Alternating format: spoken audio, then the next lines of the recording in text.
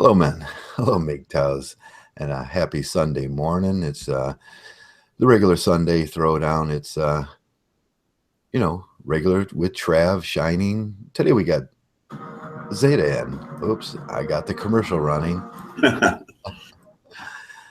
Okay, today we have Zeta X in, and always good to have Zeta X. He's one of the originals on the show, and today, I guess we're going to talk about simp farms. We're going to talk about modern day slavery and what is modern day slavery and how it relates to Mgtow. And we might veer off to election. We might veer off to a myriad of subjects. But let's all say hello to Zeta. Hello, Zeta. How you guys doing? Good to be back. You know, it's a rarity these days for me to show up, but it's thanks, Joe. Thanks for having me today. Just been busy doing the Mgtow thing out there, working my ass off and trying to make things happen. Just made a change at the beginning of the year, new company.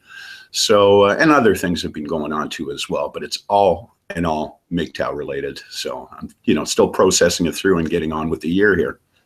So it's good to be back. Good to see you guys in the chat room there. We're just building up to 6, 7 watching right now. So yeah. Yeah, we'll build up the rate for a while there and we'll see how it goes. How's the sound, everybody? I don't have my I don't have the chat on right now. So, oh, there I can go. I can look at it. How's the sound? I don't have my earphones in, and Zeta seems to have good sound, and I seem to have good sound. But if you notice something, just say something, and I'll plug the earphones in. Yeah, perfect. Yeah, guys are just showing up right now. We got Veritech Ace, Stay Freeze there, and John Kramer's just joined us. How you doing, John? And I've also noticed some new guys coming on too as well there, Joe. So that's a good sign as well. Love the new guys. Yeah. Yeah. So we often take this idea of if you're going to go down this road into the traditional marriage and all that bull in the ritual marriage, that you're going to end up a slave, and it's an idea that doesn't go over well with the Matrix. They just can't see it. They rage out against it, and they say, oh, that's not true. That's taken. They say it's a hyperbole. It's hyperbole, and we're taking it too far, and that. But I do think there's a lot of things that roll over from slavery and the male, the utility extraction, all that stuff, and there are commons. What is modern day slavery? There's basically 3 commons inside of this thing. We'll talk about it in the victims. The victims' freedom of movement is restricted. Yes. So let's talk about that first one. The victim's freedom of movement is restricted. That comes straight from the slavery edition of Health and Human Services and what quantifies slavery. So we'll talk about the first one first. When you get into a relationship under these marriage situations, or God forbid you get into a divorce, is your movement restricted? Well, I can draw from the first thing that comes to mind is how I lost a good friend of mine a couple years back, how he took his life from, because of that. And then, that slavery, he got slapped after, negotiating with his ex-wife, that she wasn't going to go after him for child support and alimony. And then sure enough, he got slapped with it.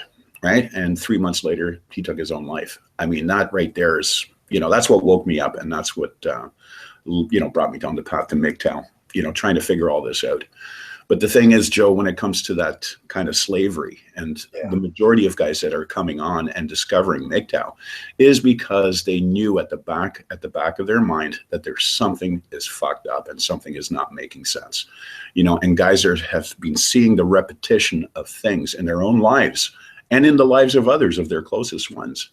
But the thing is Joe, we've, for generations, and I'd say since probably, since the last century in the 30s, these are things that we were not allowed to talk about. It's not something that you want to bring up.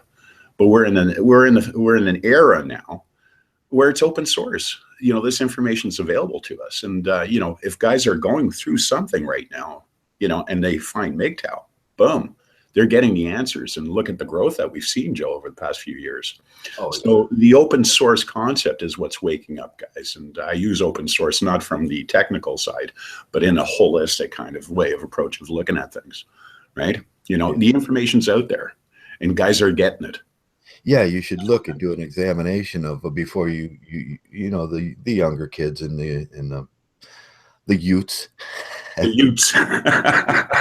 Utes, okay. Fred Gwynn. Yeah, I remember that movie. My cousin Vinny, the Utes. The Utes, they should, investigate these things before they get in, investigate the risk. That's all we're saying is investigate the risk. Use all the information available to us.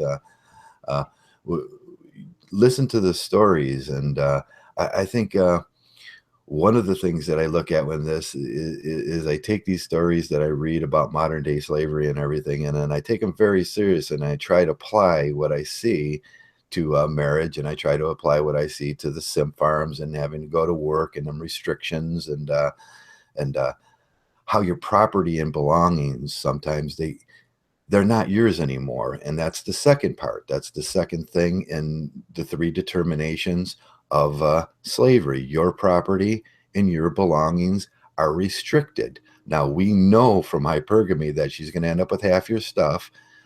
We know, I look at the New Mexico law and how it's written about slavery, and then slavery is defined as one person working for another person, and then they go down and they blah, blah, blah. And there's a little note underneath there that always screws me up when I see it. It says, except in the cases of divorce and child support. Mm-hmm. So there's this broad exception that they're allowed to restrict your movement, which they will. They will take your license. They will make you work. They will force you into the work situation. You're going to be paying 70% of everything you own, which is your belongings, will be restricted. You're going to be living in a one room. All your belongings, your home, your car, whatever you had will now belong to her, which is the second stage. And then the third stage and the last stage I was thinking of, the victims wasn't fully informed and consent wasn't given. Mm-hmm. Now that's where it is. Do these guys come into this thing realizing and being fully informed, like Mgtow informed? No, that's just it, Joe. And it's because of what I said. They're not allowed to question these things.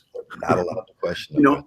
They're not allowed. This is, we're a generation of men who've been raised that way, until, we came around, both the MRA. Let's look at just a century right now, since the 21st century, since post 9/11. That's when all this started to take off and build upon, right? And, and guys are starting to wake up. But I think there's also the biological factor, Joe. I mean, we're just so intrinsic, and just the behavior of human interaction between male and female. There's the biology behind that is very powerful. Okay. Right. The neurochemistry, I mean, we're built to become, to be dimorphic and to reproduce. Okay. Yeah. And, that's why we get cases like Tom, a couple of weeks back, with his one-nightus. Okay. And these are things that have to be carefully examined. We're up against a very powerful force here, Joe. Right. And then everything else you're talking about, once you get into the relationship and you tie the knot and all that stuff, and then boom, she wants to take off on you because she has all the advantage. She has the agency that's afforded to her by society. Right. So, yeah. And at the end of the day, it's the man himself. And I think this is what's intrinsic about Mgtow. The individual man himself has to sit down and have a really good look at himself and say, fuck, I have been a slave through and through. And what the fuck am I going to do about it? Right. Yeah. The first thing I think guys have to ask yourselves, I hear it a lot out in the work places and everything. Dudes, if it feels like slavery, it is slavery. Yeah. It is slavery. If you feel that way, you have to do something about it. And let's move on to the forced labor. What is forced labor? When a person is forced to work without their consent, that would be the divorce court, by threat or coercion. Mm-hmm. This is called bonded labor, forced labor, work labor, forced labor. We can see this in migrants, forced begging. Now, guys, think about this. When a homeless man is begging for change on the corner, he's a slave. He is forced into begging or work imposed to eat. That's the very definition of slavery. Under this context, these things can be investigated as slavery. State enforced work labor. That's what we're talking about. We're talking about state enforced work labor, and these things will come after the precept of marriage. We see them in military. We see them in and just, you're going to go to work. You're going to go work. You're going to give us 70% of your pay, 70% of your pay, and that's going to go straight to the government. Yeah. That's slavery. That's not a normalization of a working condition. That's slavery. Yeah. And that's what you are signing up for. So back to the second, were they fully informed and gave consent to that? I don't think so. No, not at all, Joe. And I lean towards that too as well. No, we're not allowed to question that. Okay. And this is the thing. I keep drilling that home to guys. Always question what you're not allowed to question. Always question. You have the backbone of Mgtow right there. Okay. Yep. And then there's a lot of things that come on. Debt bondage, debtor's prison. Yeah. When you go to jail for not paying your child support because you lost your job, what is that? And that's another statute under most states and under most countries. Well, they'll say this is slavery, but in this situation, it's not debt bondage. Like, yeah, you're going to believe that. And it's when a person is required to give service as security for a debt. And child support, prison for child support is debt bondage. So we've broken two of our major constitutional laws under those stipulations they give, and they expect these men to not see that. Somehow they're not supposed to see that. Don't look over there. Don't be informed about this.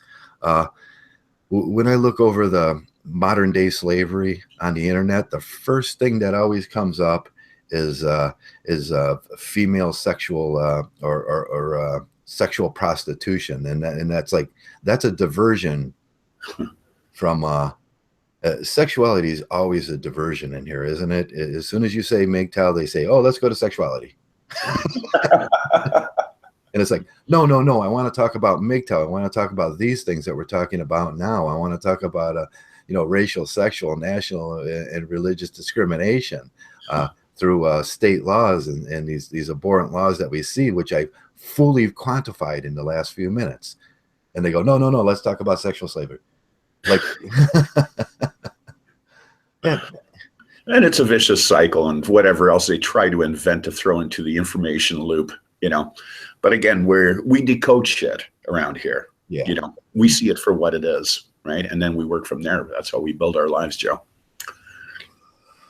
Yeah. I just got a message there. Looks like Messenger might join us in about an hour's time. Just got it in on Google Hangouts. So if any of you guys want to stick around for that. Okay. We might have Messenger Rising joining us in about an hour's time. Still wondering where Shining's at. Yeah. Shining. I think Shining's got Joe fatigue. Joe fatigue? Yeah. Well, there you have it, Joe. You sure have an impact on people, don't you? Yeah. I know I'm kind of rough to be around sometimes, and I apologize, but some people seem to like me. Well, it's good to have some than none. Yeah, some than none. Yeah. But it's kind of cool. This is what, almost coming up to 2 years, Joe, that this podcast on Sunday has been running. Since we started that about 2 years ago, in 2015, right? Yeah. I was thinking that I was kind of looking back on some of the things you made me for the runners that we were doing. Oh, yeah. Looking at the date on them, and I think it will come up in February that we started. Well, yeah, this month that we that's right, yeah, started it. Yeah, and geez, that's right. February 14th is International Mgtow Day. Oh, yeah, International Mgtow Day is coming. Yeah. Do you think we'll get any press coverage at all? You know what? Whether we get press coverage or not, you know what? Just let it happen on their own. You know what's more powerful? More powerful than any press coverage? A guy somewhere in the world who declares himself some Mgtow. Yeah. That's more powerful, and that means more to me. Personally, Joe, I don't know what anybody else thinks. I don't give a fuck about what the media says. I care about the individual man discovering Mgtow, because everything else falls into place. That means more to me than anything. Yeah, that if we could pick up one guy out there on that day, we should be happy. Pat ourselves on the back and say, yeah, we did our job. We did our job, but on the other hand, it's give the man himself credit, because what we got to look at, how many men today, somewhere in the world, anywhere in the world, are listening in and tuning into what's going on. That's really what matters. Everything else, it's just icing on the cake if it is that, right? On the cake, but no, it's for me, it's all about the guy waking up, right, and discovering this, and making a channel, getting content out there. That's what it's about. Right. And that in itself is the pinnacle of things. That once you take that step, you become Mgtow, you're on top of the world. Really, you're in the observation tower now. And you're watching the rest of society, and you're watching society exactly for what it is. Right. And that's what we are all about. Us hanging around here, we're deciphering stuff. We're decoding. We're letting guys know, hey, this is what it is. But don't take our word for it, because you are now a Mgtow. We tell you this stuff, but now find out for yourself. Yeah, the internet's out there. Learn the key phrases and type in the key phrases, and you'll see a myriad of informational topics written by Mgtows over the years. Very intelligent, very bright, very intellectually. It'll be intellectually cohesive, and you'll understand it. Just go out there and look. YouTube's great to come on these things and listen to the guys chat about how they feel and everything. Mm-hmm. But eventually you have to do the work if you want to be a Mgtow, and because that work is going to generally relate to your living condition and and the human condition, how you choose to live, your happiness, what you're willing to take, what you're not willing to take, what restrictions you put on people around you, mm-hmm. all those things that will come into play. And it's important to know these things, because you're not going to get hit then. Well, and that's just it. And that in itself is a process. We know it all too well. That's, it's not just the red pill rage that you're enraged, but there are other things in that state when you go through that red pill rage. There's also depression in there too as well. There's separation anxiety. It's, it's the whole package. But that period of what we know as red pill rage is probably the most educational period if you flip around what's really going on. And once you get over that, the amount and the wealth of awareness that you gain from that, once you're settled in and you can see things, it takes a while, Joe, for, to accept things as they really are. Right. And that's the distinction between being in the blue pill world is you're in a fucking dream world, man. Yeah. Out there. And we can look at Tom lately and say, he thinks he has one-nitis. I think he has separation anxiety. I think he's going through the period of sexual separation anxiety where all Mgtows go through it. When you're trying to get over that hump of finally being alone in your mind. Well, and that's a horrible place to be at first, isn't it? Well, it comes down to you as an individual. But, this is the thing. I've just been reading the chat there. Guys have been discussing regarding Tom, whether he's a troll or not, or whether he is. At this point, it doesn't matter. The thing is, and this is especially for the younger guys, 17, 18, who get into a situation where they just lock into one girl. Okay. Right. It's a lot more intense, at that age. And the concern is these guys are more susceptible to taking their own lives, especially if they've had a rough upbringing, and all of a sudden they find a girl that's, rocking their boat, and they're placing all their eggs in one basket and thinking he's the goddess that's going to deliver them. That's not necessarily the case. But again, Joe, I mentioned about the biological factor. This is all imprinted into us, right? And at that young age, you start acting out of that biological need without even being aware. And it can get so intense that, if she rejects you, man, that's, I was there when I was 18 too, as well, and, it was, and I'm sure the majority of us guys, have gone through that, have gone through a period of it's a lot more intense, at that age, and even throughout the, everything balanced out for me when I was in my 20s, because I was fucking like a good thing. I had the looks back then, not toot my horn, but, it's what others have told me. And my 20s was all, I was the PUA of the 80s, back then. Right. And it was pre-condom sex, pre-AIDS, so we could fuck like there was no tomorrow. We didn't have those precautions that we did in the 90s. Right. AIDS was on the scene. We have to bag up now. Right. It was a totally different scene. But, you know, again, everything we talk about now, I can go back 30 years and, you know, everything in principle holds true. You know, everything that we talk about is concrete evidence, you know, about what's going on, about what's been going on. You know, it doesn't change. It'll always remain the same. Yeah, we're not being subjective here, or you know, we're taking objective evidence and saying that this is what we see. You know, this is what we see in the world, and it's right there in front of your faces. Yep. Go take a look. Don't live in that delusion. Don't, you know, those rose-covered glasses that we see people have. They come around here and they want to look at you know, the ritual dating and the ritual marriage situation with rose-covered glasses, like that other 70% that failed at it, that doesn't exist. They're just looking at that minute section of maybe people that have transcended the whole thing and come out at the end in somewhat decent shape. But they don't want to look at the horrors of it. And no, can't do that around here in Mgtow. No, but we're also conditioned not to look at it. We're told not to look at it, whether it's direct or indirect. It's, you know, not allowed to. You know, again, keep looking at it, keep uncovering, keep finding out for your fucking self, man. You know, because they're going to lie. They're going to lie to you, right? Yeah. And with the information that we have now, we're in the age of transparency. We can't hide anymore. Nothing can be hidden. It's right there. Yeah, with the modern day mama factory, baby mama factory, what I call simp farms. What do you expect your mother in that situation? 70% of the males now are being born out of wedlock. 70% of the males right now are being 70% of children are being born out of wedlock now. It's a factory, Joe. It's a factory. It's a societal factory, especially in North America. What I see, probably in the Anglosphere, there we got to look at Australia and the UK, Canada, and the US. Yeah. You know, I think this is a lot to do with the Anglosphere, the way they're doing things. You know, in other countries too as well. And I'm just, you know, citing that from, you know, having looked at, you know, other Mgtows from other countries, from the Latin countries, and we've got a guy now in France who's putting out French Mgtow videos. Yeah, so 100 and some odd, you know. So you know, this keeps on spreading, Joe. This is keeping on going.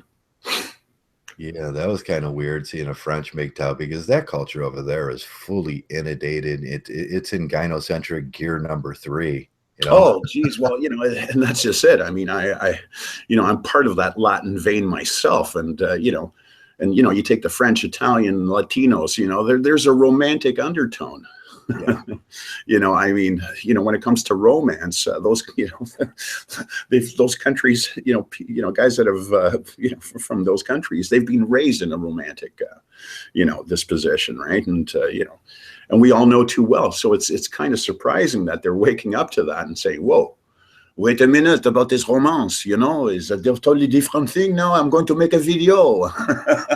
Yeah. Yeah, so it must be tough, but they'll come around, and we'll pick up people. You know, we got, you know, people from all over the world, even in here. You know, Germany and France and Latin America and you know, America, Canada, wherever, Australia. It's growing, and it's growing. Remember back at the beginning, my God, it was just pretty much a couple English guys and a couple of American guys going, "Hey, wait a second." Something's not right here.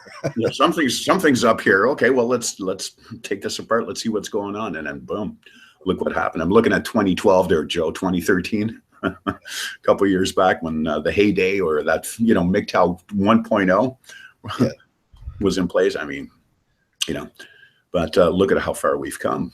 Yeah, now we're becoming, you know, just a Mgtow monk is becoming more and more solidified, you know, in terms of guys that are, you know, taking it to the next level, becoming a Mgtow monk.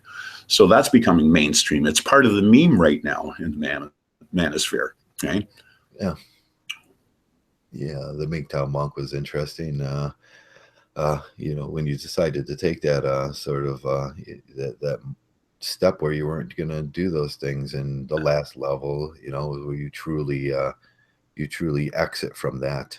You truly put girls away on the side and go, man, this is more about me, and let me have my time here to rebuild myself, and let me see what I find. And once you rebuild yourself, you find your happiness within yourself. You find joy in the world within yourself instead of relying on the validation of others that you so needed your whole life.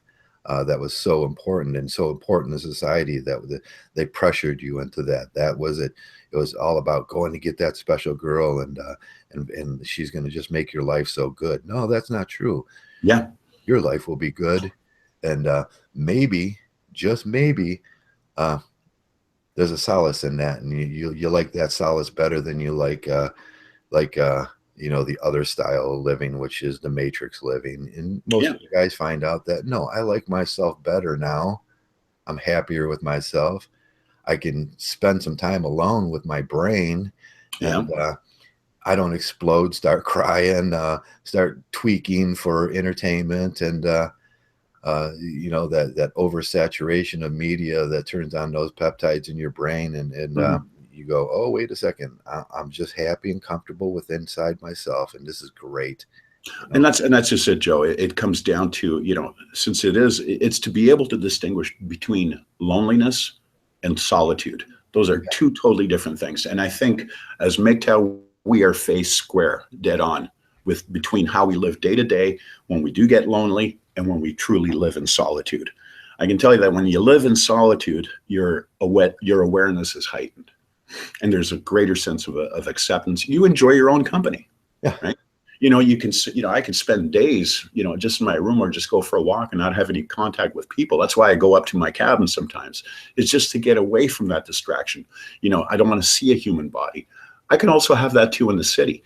But when I'm living in solitude, Joe, everything is, I'm in an accepting scenario, for that given time and period of that day or that whole day, right? But when I'm lonely, my mind is way too occupied. And what fills the loneliness, typically it's going to be pussy, right? Now, this is just a thought, right? Here. But it's important. But today I realize that, hey, that's just my biological imperative. That's a part of me, right? That wants to, get close with somebody, right? That might be just a fleeting moment, but everything gets back on track, Yeah. And that's the difference for me, being in solitude and being lonely, right? Yeah, there's so much. It's a hell of a lot busier when you're lonely. That's for sure. Yeah, we talked about this before when, before I was Mgtow, I had no idea that the park system even existed. And if I did visit the park system, it was usually an event or some just kind of, I was taking a girl to the park and hoping I'm getting a little in something like that. And, after a while, I started walking, and just this week, I've been taking some pictures. I like to take my pictures, and there's a bird's nest in a greenery area that has evergreen, and they had berries in it and seeds, and there's like 1 million birds in there, and it's this long line of. So I've been kind of walking down there, and I got some shots of some a red. It's a very peculiar red hawk that was around, and the birds were chasing him around because they don't want him around because he wants to eat them. And I've been doing that bird watching thing and taking some pictures of the winter foliage and the snow and everything, and just doing that. And I found that more enjoyable. I found myself at a point. I just went into this kind of Mgtow haze where I was just thinking, and there was a snapped wire. You ever see a snapped wire on a with the neutral wire that runs at the bottom, the silver wire on a pole? Oh, yeah. Hey, I used to work in cable, so I know all about wiring and stuff. Yeah, when that wire snaps, it kind of slings over to the other end, and it spirals around the other end. Yes. And I was looking at it, and I was just kind of staring at it, and the birds were coming in, they were landing on it. And for about an hour, I was just inside my mind, just looking at it. I took a few pictures of it because it was a very queer sight, and just enjoying being around. I walked back, waved to the mailman. He waved back, said, "Hey, Joe, what's shaking?" And I was like, just getting some pictures, me. And walked up to the store, got a pop, stuff like that. And I was very happy. And that's the solitude I'm talking about, Joe. That's a perfect day of solitude right now. And, the more we grow and we work our program as Mgtow, we get to enjoy days of solitude, sometimes weeks and months, right? Months. Yeah. I wish I could stay there forever sometimes. Well, you know what? It's kind of cool that you don't. Okay, because when it does show up, because that's just the way the mind states work, right? It's transient the way our minds work. But when we do get that moment, whether it's a day or a week, hey, that's really what it's all about. Everything makes sense. It's all organic. You're not plagued by, by outside influences in your mind. Everything just makes total sense, right? Yeah, when I spotted that red hawk, and a red hawk around here is very, very rare. And I'm walking up the street, and I just got done talking to the mailman, and he come around the houses, and I was just sitting there staring at him flying around. And he walked up on the side of him, and his head was like up there staring at him. We just kind of, he goes, yeah, you seen that guy too? And I said, yeah, that's a rare sight. And he goes, I wonder what it is. So we started talking, and he's like, I said, I think it's a red hawk, but I've never seen a red hawk before. And he goes, me neither. And he says, I've been noticing them around the neighborhood lately. And we just started talking, and man, that's human interaction the way it should be. Two dudes just looking at a bird. Yeah, exactly. But it's funny you're talking about birds of prey there. There's been here in Ontario, and I mean we're pretty much in the Great Lake regions, Joe. Right? And there's been not new species. What am I saying here? But the reintroduction, some species of hawks and falcons have come in. Have come into the Great Lakes area. So that might be part and part, Joe, why you spotted that red hawk. They might be migrating into this area. And, and it's kind of neat because they found out that, it's keeping the pigeon population under control. You get a hawk or a falcon around, right? The pigeons go, man.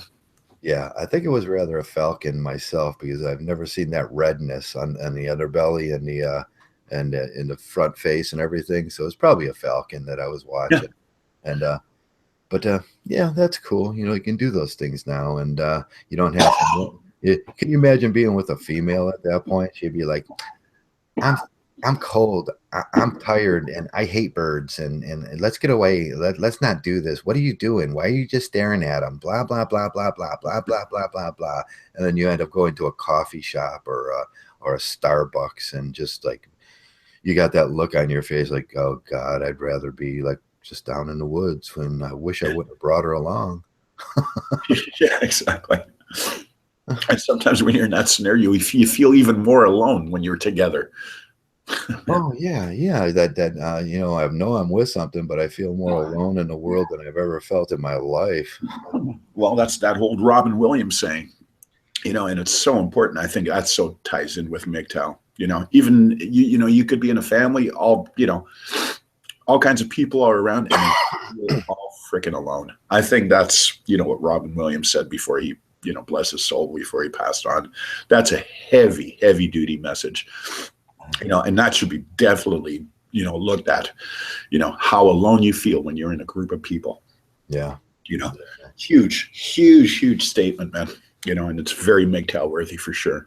Yeah, when you're in that position with a female, and I hate to talk about females and everything, but I remember being there, and you feel dead inside. You feel, and the only place at that point to get that, we'll go back to the one-itis thing. The only place to get any kind of emotion, any kind of feeling, is through the same person that's restricting those feelings.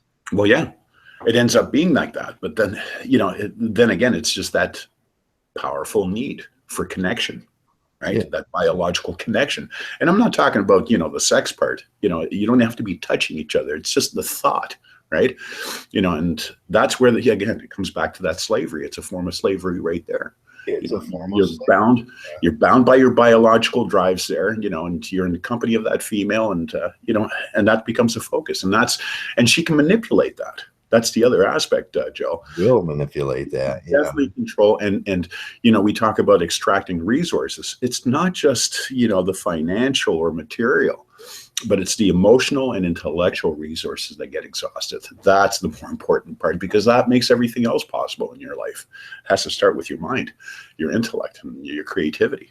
Yeah. Is that what's that that author? I can't ever remember his name. The black slave author from this 1800s, and he says slavery. Douglass. Yeah, Douglass something. I forgot his name. Anybody in the chat room know who we're talking about? Please. Yeah, He Oh, said, gee. you Yeah, know, yeah, I know. I forgot the line. Go ahead, Joe. yeah, he says, when I first woke up, the most important part of not being a slave starts in your head and saying, I'm not a slave no more. Yeah. And Yeah. that whatever they take from you, whatever they do to you, you still retain that in your head and saying, I'm not a slave. That's it. Hey, Veritech Ace to Soul. It's Frederick Douglass. Frederick. Thanks, VA. That's I the don't man. know. I don't know why I often forget that. And his name, I'm getting old. I get old timers disease or something lately. And when I see him, I love reading him because he That's it. yeah.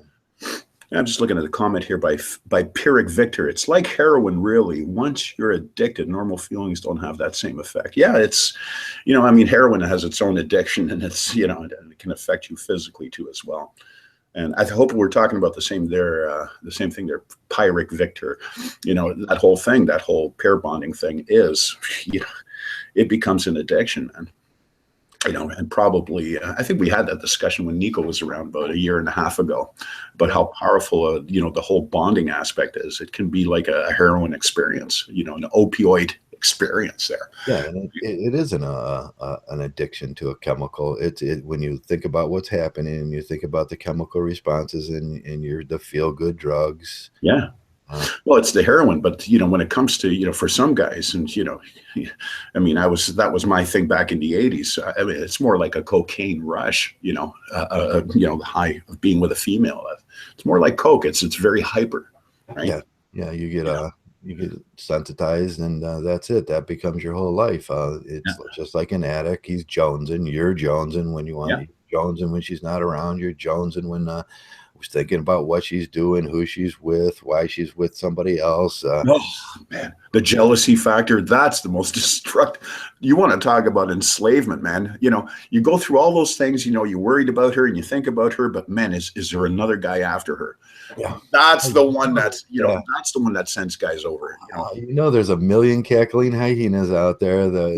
They're after her too, and man, you got to put all that stuff away. That's one-itis too, and that's where it's going to take you. That's what we talk about. That's the symptoms of the simp farm. That's right. That you're going to display. Yeah. Man, if these guys could see it from our point of view, how it looks. Yeah.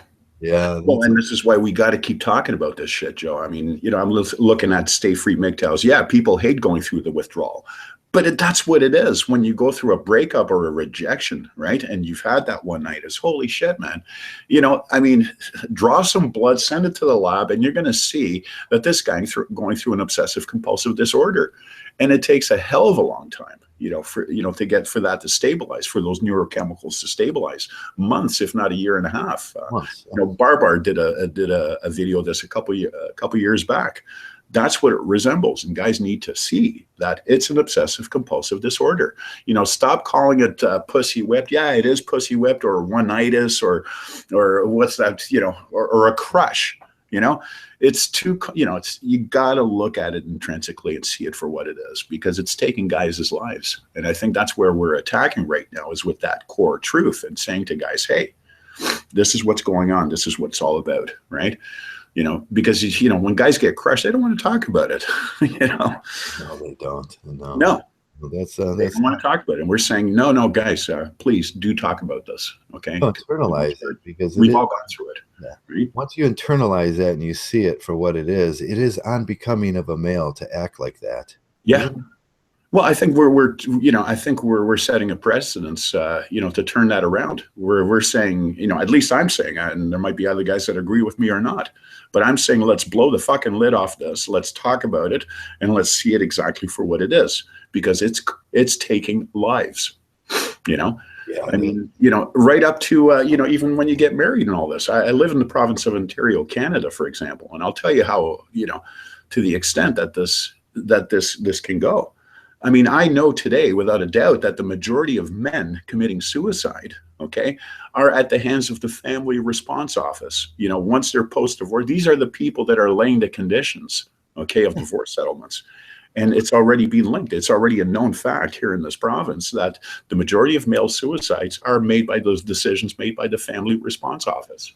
You fucking pricks. No, sorry. What I mean? That's how I feel about them. you know, when anytime I have to deal with Health and Human Services in that capacity, and you got to go through that in America, it's that left end of the building, which is the slave section. The middle end of the middle section of the building is the general relief section, and the far side, the right side of the building with the big blue ball Yeah. is the work conditions building. Well, that's right.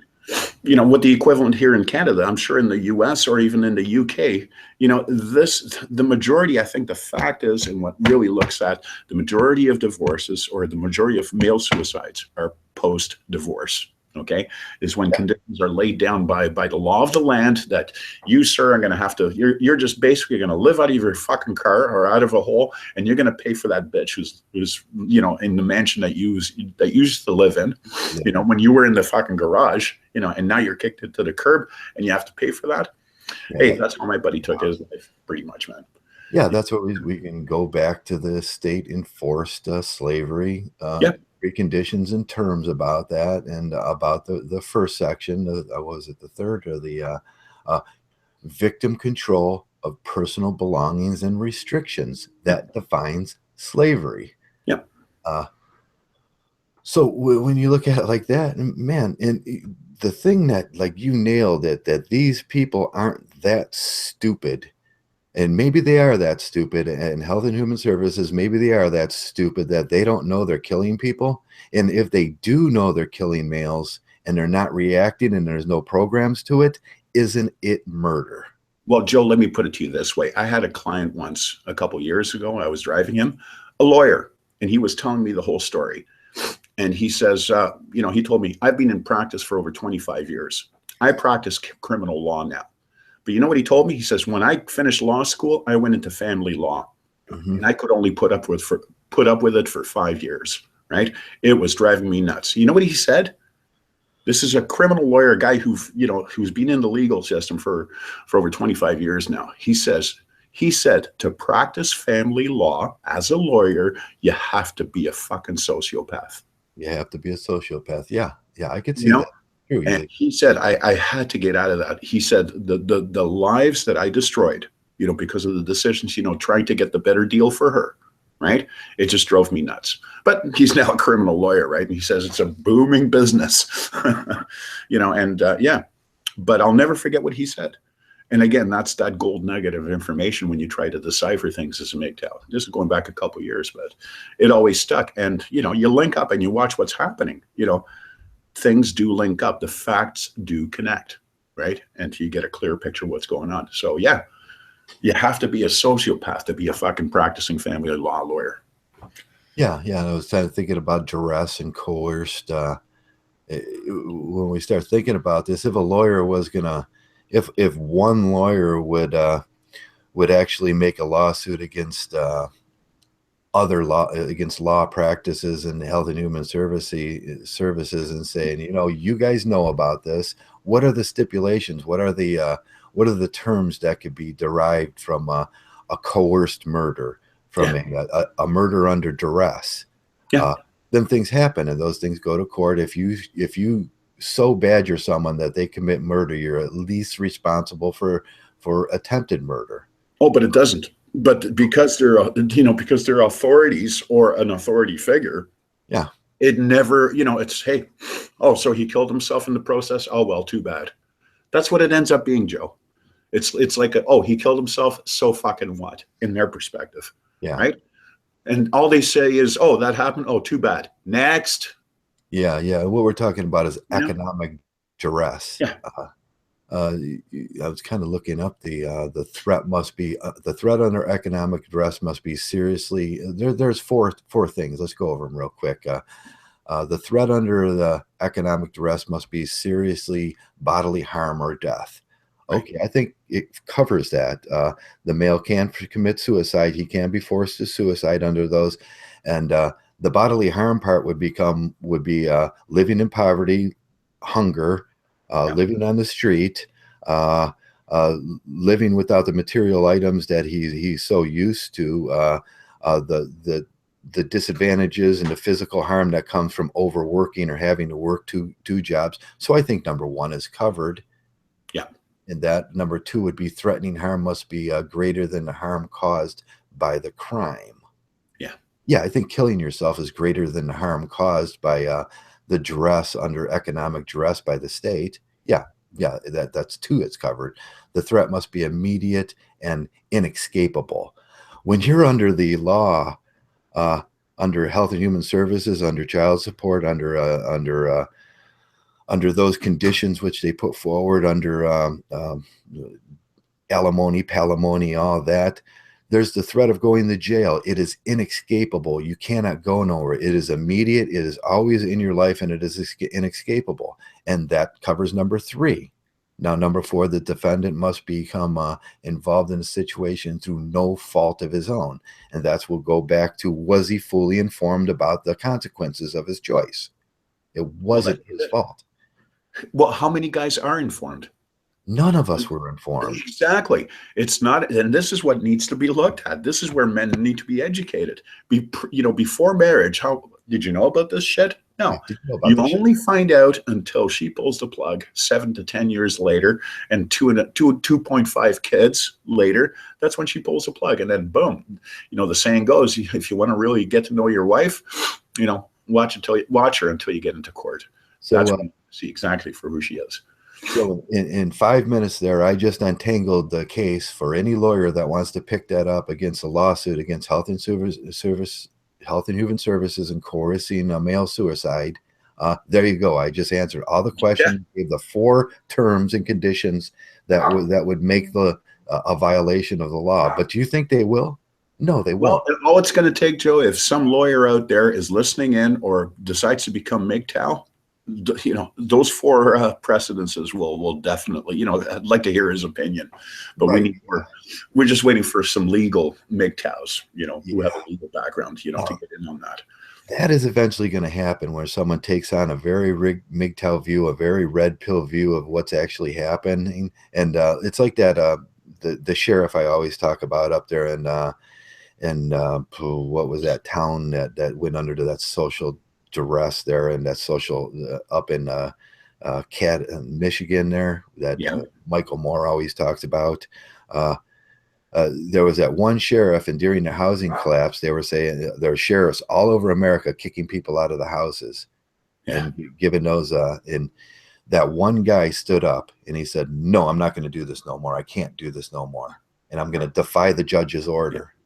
And that one brave man, and that spread like wildfire across America. And we got, and then next thing you know, Obama and George Bush were making laws where you had to give people time to pay, and you had to renegotiate those loans and everything so that people could stay in their houses. And that was Frank Dodd, a matter of fact. And Trump wants to do away with Dodd-Frank now. He wants to give those people back the same rights to throw you out of your house, and the slavery and all that goes along with it. But if one guy, if one lawyer, if one, popular judge ever woke up, and I don't think that, because it's against their self-interest, and that's why it doesn't, because their self-interest is in maintaining the daddy farm, slave simp farm system that's going on. It's daddies for cash right now, and that's how they make their money. It's against their self-interest, but a lot of things in life you do against your self-interest just because you know it's right as a man. So, Mgtow's sort of that way too. You're doing things against your self-interest just because you know it's the right thing to do. And that's a hard thing to do. That's where courage comes in. That's where the strength of Mgtow, that's where I see the strength of Mgtows, Exactly. Hey, Joe, I got to step out just for a few minutes there. I don't know if you want to talk to the guys there in the chat room, and I just need a few minutes, and I'll rejoin you in a few. Okay. Okay. Know me. I could talk forever. I know you can. Okay. Talk to you in a sec. Okay. Okay. So, guys, we were talking about the baby mama simp farms and how they're raising simps nowadays, and how the simp farms been introduced into our society over the last 40, 50, 60, 70 years. And that's where they get the slaves from. That's the guys going to work. That's the guys holding up society right now under conditions that remarkably resemble slavery. And, we fought this grand war back in the 1860s about slavery. And we said, no, this is not going to happen no more. this is not going to happen. And then I look at the New Mexico statute for the definition of slavery, and most slavery is the statutes are mostly in Ohio and Michigan and California, and they give out this is slavery, this is the conditions which slavery exists under, and then underneath that, it'll always say, check it out, guys. It'll always say, unless you're dealing with the divorce system and the divorce courts, then you're a slave, and we're just going to look the other way. And 30 to 40% of society is in that position. Now, when you look at the stats on modern day slavery and the people that look at it very objectively and don't get triggered about it, they're going to say every society needs between 10 and 20% slaves. So where do they get that? Well, you'll see where they get that. You just get married. I gave a great recipe for prison Ramen noodles for the guys that were considering getting married, and in this environment and in this work environment where you might lose your job and then you have to go to debtor's prison. It's another violation of our constitutional law. You go to debtor's prison, and one of the things you're going to find in debtor's prison is ramen noodle stews and what we call Christmas ramen noodles with you get summer sausage and chili with beans and nacho chips, and you make a nacho and then that's the best thing in the whole world. It's like Christmas in there. But hey, if you mark that down, if you get married and you get under those conditions that are be set by Health and Human Services, you're gonna, there's a chance you're gonna go to jail. Tuna boona. Like that, Victor. Yeah, we call it I noticed the guys that come out of prison, they call it breaks, prison breaks. And that's ramen noodles with whatever you can find from the dispensary, and you dump it in there and you eat. It's better than the food that they give you. But that's where it goes, and it all starts with the violation of the terms of our Constitution, how they work around them, how they pretend that that's not happening, how they try to convince society that no, don't look at that, don't look at that as slavery. Why not? You're a Mgtow. Look at it as slavery. And I get this argument all the time. Oh, Joe, that's just hyperbole. You're making a haystack out of something. And they'll go, oh, no, that's not real. Yeah, it is real. Them are the conditions you're going to have to work under. You're going to be a slave. You're going to be given 70% of your pay to somebody else. 70% at the minimal. Some of those guys I seen walking out of the steel mills in my life, big double zeros. My buddy was in front of me one day, and we just got back from a short month layoff, and the shop closed down, and only people that were working was me and a few maintenance men. Were fixing the machines, getting everything ready for the steel to start flowing again, and they're blasting out the pots too, and that's quite a noisy business. And we started up, and I'm walking through that line, that punch card line at the end, and you grab your check. They put your check right in the slot. You grab your check, and I grab mine. He cracked his open. I cracked mine open to see how much I made. And he goes, look, and he like 5 zeros right across there. He says child support, and his head just hit the ground. What was he gonna do? What was he gonna do? I noticed him outside, and a few guys had clumped together, and they were like, hey dude, here's $100, here's $100, and we tried to get him through that, and then that's where you're paying for somebody else's bitch there, and you feel bad for the guy. I know a guy that was sleeping outside of the steel mill in a tent, making $70,000, and probably 1990, sleeping out inside of the steel mill in a freaking tent. You don't think that's slavery? You don't think that's physical harm to the male? That is physical harm. And if we start internalizing it as males and internalizing the harm that they do to us, now that guy's got to work 2 jobs. He's going to work himself to death. He's going to die earlier. As I get older now, I start seeing people that were, a little bit older than me that were in those situations, working 2 jobs their whole lives. I start seeing them having heart attacks. I start seeing them getting ready to retire and dying. I start seeing all the end results of those things that they had bought into in life, and it's sad. and it sucks. And men shouldn't be put in those situations. And it starts right down there at that Health and Human Services, at that State Department building, where they're looking the other way, and they're guilty of thousands and thousands of counts of murder. And nobody wants to talk about it because somebody said, some social justice warrior out there said, oh, the MRA is ridiculous because you guys are so privileged. I'm so privileged. I have the right to go to war. I have the right to die. I have the right to work myself. Homelessness is 90% my gender. There's a death gap. I'm so fucking privileged. Well, that's, and I'm back here, Joe, but that's just a general consensus right there. Right there, that's, again, that's how men are made to be, you know, you're made to believe that. Yeah, and that's going to take a long time, you know, for that mentality to dissipate. Yeah. Yeah, you have to start saying it. We have to start saying it to them and start getting out of this echo chamber that we're in and start saying these things, write letters, say these things to these people. They need to hear them and they need to internalize it that they're just fucking murderers. Well, but will a murderer ever admit to his murder? No, they won't admit to it. But they're good. Power. You know, if you're one of those guys in power. But again, the real power is the information that we're putting out and the individual man, Joe. Back to the individual guy, because all those things that you're talking about are the barriers, right? And the strength is when they wake up as individuals and when they get together, like what we're doing now. Yeah. And we're changing these ideas. This is the strength. This is the power that we have, because all other avenues have been shut and closed down for us, men. You know? Oh, yeah. I'm just putting a little scene up in the background so the guys kind of know what we're talking. How's that for a background scene? Well, I'm just waiting for the feet to, you know. Oh, there it is. Yeah, there it is. Yeah, yeah. That's what you will become, man. You'll become a battery for the system. Yep. Well, the Matrix is obviously still the, you know, the template, you know, of Mgtow. Yeah, yeah. So I wonder if Messenger is going to come in.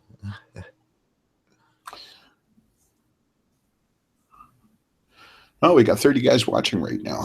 30 guys, okay. That's cool. It's always good to see. We usually average about 30 to 40. There you go, guys. Sunny Acres Farm. Did you watch that horror flick, Sunny Acres Farms? No.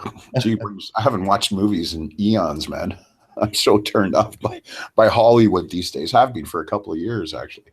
Actually, since I've gotten into Mgtow, I've hardly watched any movies. What's out there in the mainstream? Sunny Acre Farms. Wow. Sunny Acre Farms. Yeah, the human farm. That's what we're talking about. We're talking about the story of your enslavement in the human farms.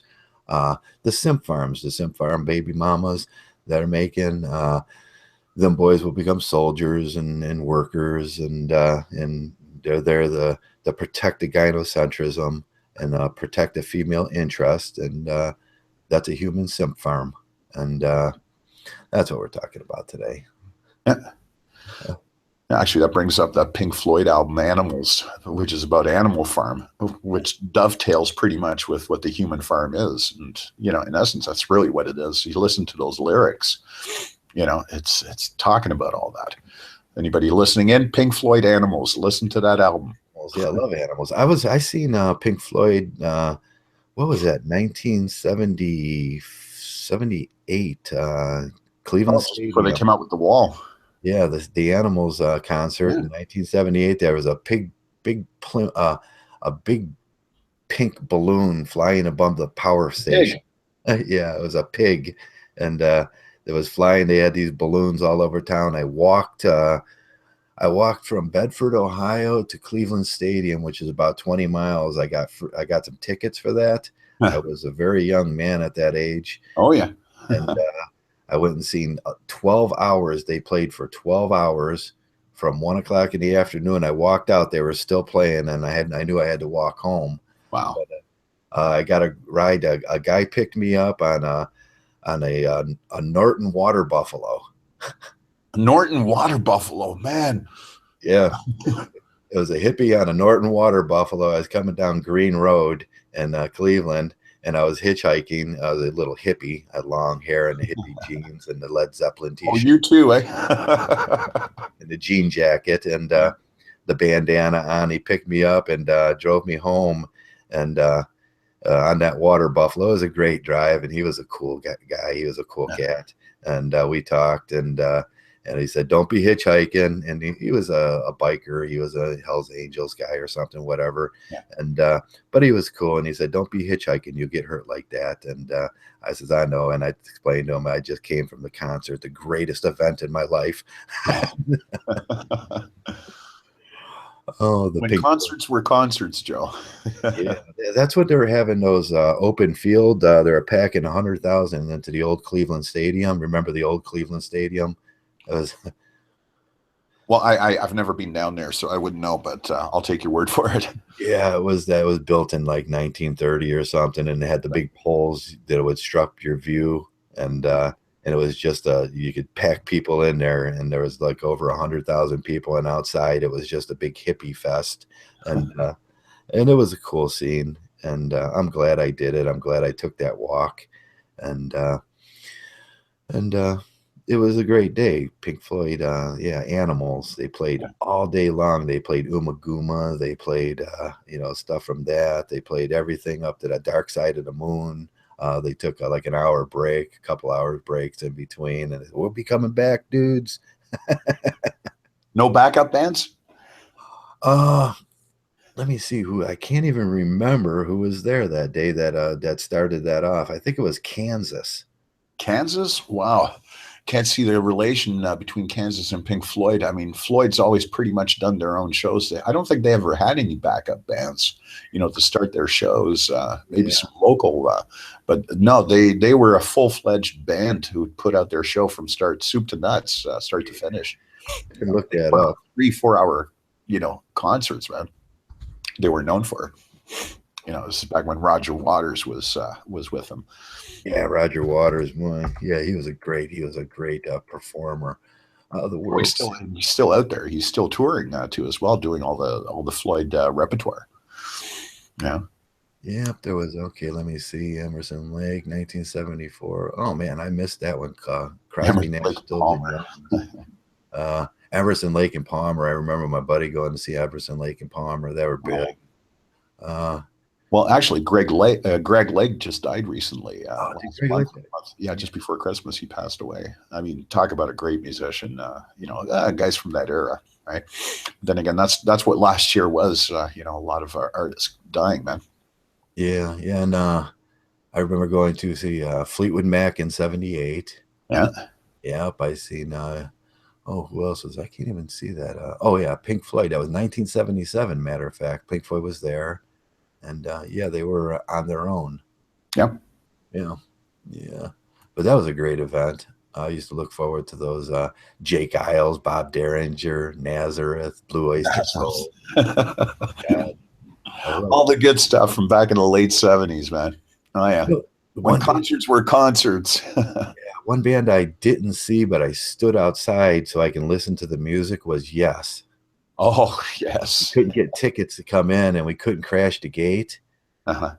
So we stood outside, of me and my buddy, and that was 1975. And we listened to Yes because it echoed out of the stadium. And there was a lot of people that did that. I did see the Rolling Stones. I thought they sucked. Oh, the Stones were always and always have been in the category all their own, and all the controversy surrounding them. I mean, that's rock and roll for you. That's rock and roll. Yeah. My favorite concert of all times was. What was?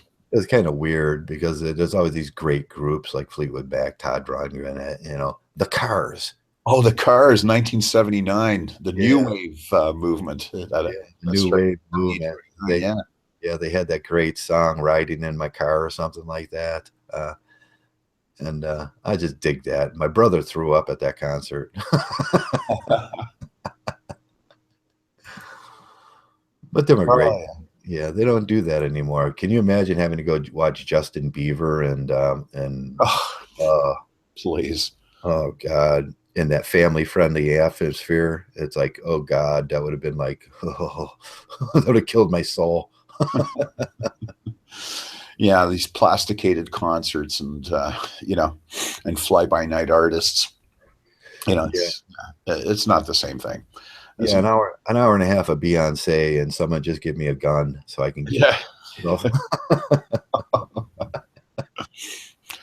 Well, the bands, those guys are still touring, from the 70s and 80s. They're, smaller venues, but, it's about recapturing that moment, really, when they get on stage in this day and age. They're catering basically, to us guys who watched them 20, 30 years ago, right? And try to recreate that vibe. But it's not the same. It's not the same with the current artistry that's out there now. It's, oh yeah, yeah. I mean, Joe, let's face it, back in the day, if we heard on the radio and Led Zeppelin is going to be releasing their new album in 2 weeks, guys we'd just be lining up at the record when we had record stores, remember? Yeah, peaches. That'd be lines formed waiting for the album to be released. And, the radio would say, yeah, and it's being released at 12 noon. Go to Sam the Record Man, or, here in Canada, in Toronto. He was the one when new releases, and guys would be lining up, man, waiting to get, and hopefully, the artist was there to sign the album, man. That's what it was all about. That just added to the whole, to the whole dimension of concert going and music appreciation in the day, right? I remember when that album Animals came out, and I was working at the car wash at that time, and the Peaches was right across the street. That was the big conglomerate in Ohio, was Peaches, and Peaches had all the records, and I couldn't get off of work because the album had released, and the guy told me we were going to get 100 copies in today, and I got there and they were sold out. Within minutes. Minutes. And then I was like, went back like another time and they were sold out again. And it took me like 2 weeks. And all my buddies had the album by that time because they didn't have to work. And I was like, I felt like the kid that was, that didn't get the new tennis shoes or something, and I was like, oh, I don't have that album yet. Then you'd have to wait a couple of weeks before it become mainstream. And then, all your buddies got the album, but, just for you to fit in, well, you had to wait a couple of weeks, because you couldn't get it. You weren't willing to stand in line. I had to go to school and work at the same time. And then, by the time I did get the album, I had heard it like 5 times already. Oh, yeah. And of course, back then, it's just your buddy would get the album and you go, oh, man, can I borrow your album so I can record it on cassette? That's what I was just going to say. And there was always that one prick in the neighborhood that he had the new car, the newest, greatest technology that was out was the cassette. Cassette, yeah, I remember that. Yeah, I'll never forget. Yeah, throwing in a cassette in your '72 Chevelle, all dressed up, and then all of a sudden the tape gets caught in the spool. Yeah. And, you just pulling the tape out. I mean, kids these days with MP3s would get a kick out of that one. Holy shit! God. Remember when they start going slow or fast, and you had to take the matchbook and kind of put it underneath it and wiggle it, and then kind of get it into that place, and you'd hit a bump and it would start going whoop, whoop. Womp. Yeah, you get that wow and flutter. You'll wiggle the matchbook again, and it's like, okay, there it goes. And oh man, yeah, those were the days. Or even 8-track. You're listening to Led Zeppelin, and then all of a sudden, the song continues on the 4th track or 5th, whatever the case was. Or it skips. Sticks, sticks. Pieces of 8. Yeah, when you had there were 4 tracks on the 8-track. And it was 4 different sections. So you put the 8-track in, and then you'd be listening to it, or someone would walk by, and actually sometimes just the lightest footsteps, it would skip to the next track right mid-song. Yeah, exactly. Oh, jeez. I like Stay Free's comment here. Mgtow Warriors, come out and play. Warriors. That was the Warriors. No, there's a 70s cult film. Yeah. The Warriors. Big, Oh, man, that was hilarious. Yeah, Joe Walsh played on that track. Yeah. Played a few tracks on that album. Survival in the City, was that? Yeah, In the City. That was Joe Walsh. What a great song that was, Joe Walsh, In the City. Yeah, that's a cult movie for all time, The Warriors.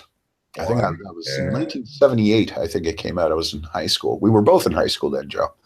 Yeah, yeah. Who was the stars in that? Oh, geez. The relative unknowns, man. I don't think anybody made it big out of that movie. It was just a bunch of unknowns. A couple of guys have done who starred in that, who played in that movie. Did a couple of TV shows, but it was not. It was that's a cult movie for all time for the '70s. The Warriors. Oh Yeah, God, yeah. They don't even have the actors up. If I put it into yeah. IMD, and it's like who was in there? Everybody's like, I don't know. Oh, that was Michael Beck, James Reamer, Michael Beck. Yeah, yeah, Dorsey Wright was the guy with the fro. yeah, Deborah Van Winkenberg, she's old now, and yeah. David Patrick Kelly. But Michael Beck was he had that chiseled brick Yeah, face. Swan. That was his name, Swan. Yeah, and James Reamer, he had that look, that '80s classic bad boy look. Yeah. And bad boy disposition. Yeah, and the bad boy division every girl loves. Yeah. Loved him. Yeah. Yeah, what a great time! What a great movie that back then. Going to the movie theater was things were It different. was an event, man. I mean, yeah, look at the drive-in era, right?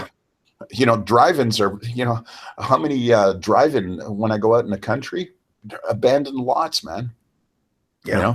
Oh yeah, What are you doing now? a lot of them became bought up by those Christian farms, so they can do their Christian stuff. And yeah, there's only about two drive-ins in Cleveland now. Two drives. I could drive one around the corner. I like to go to. They're better now because they got 3 screens now.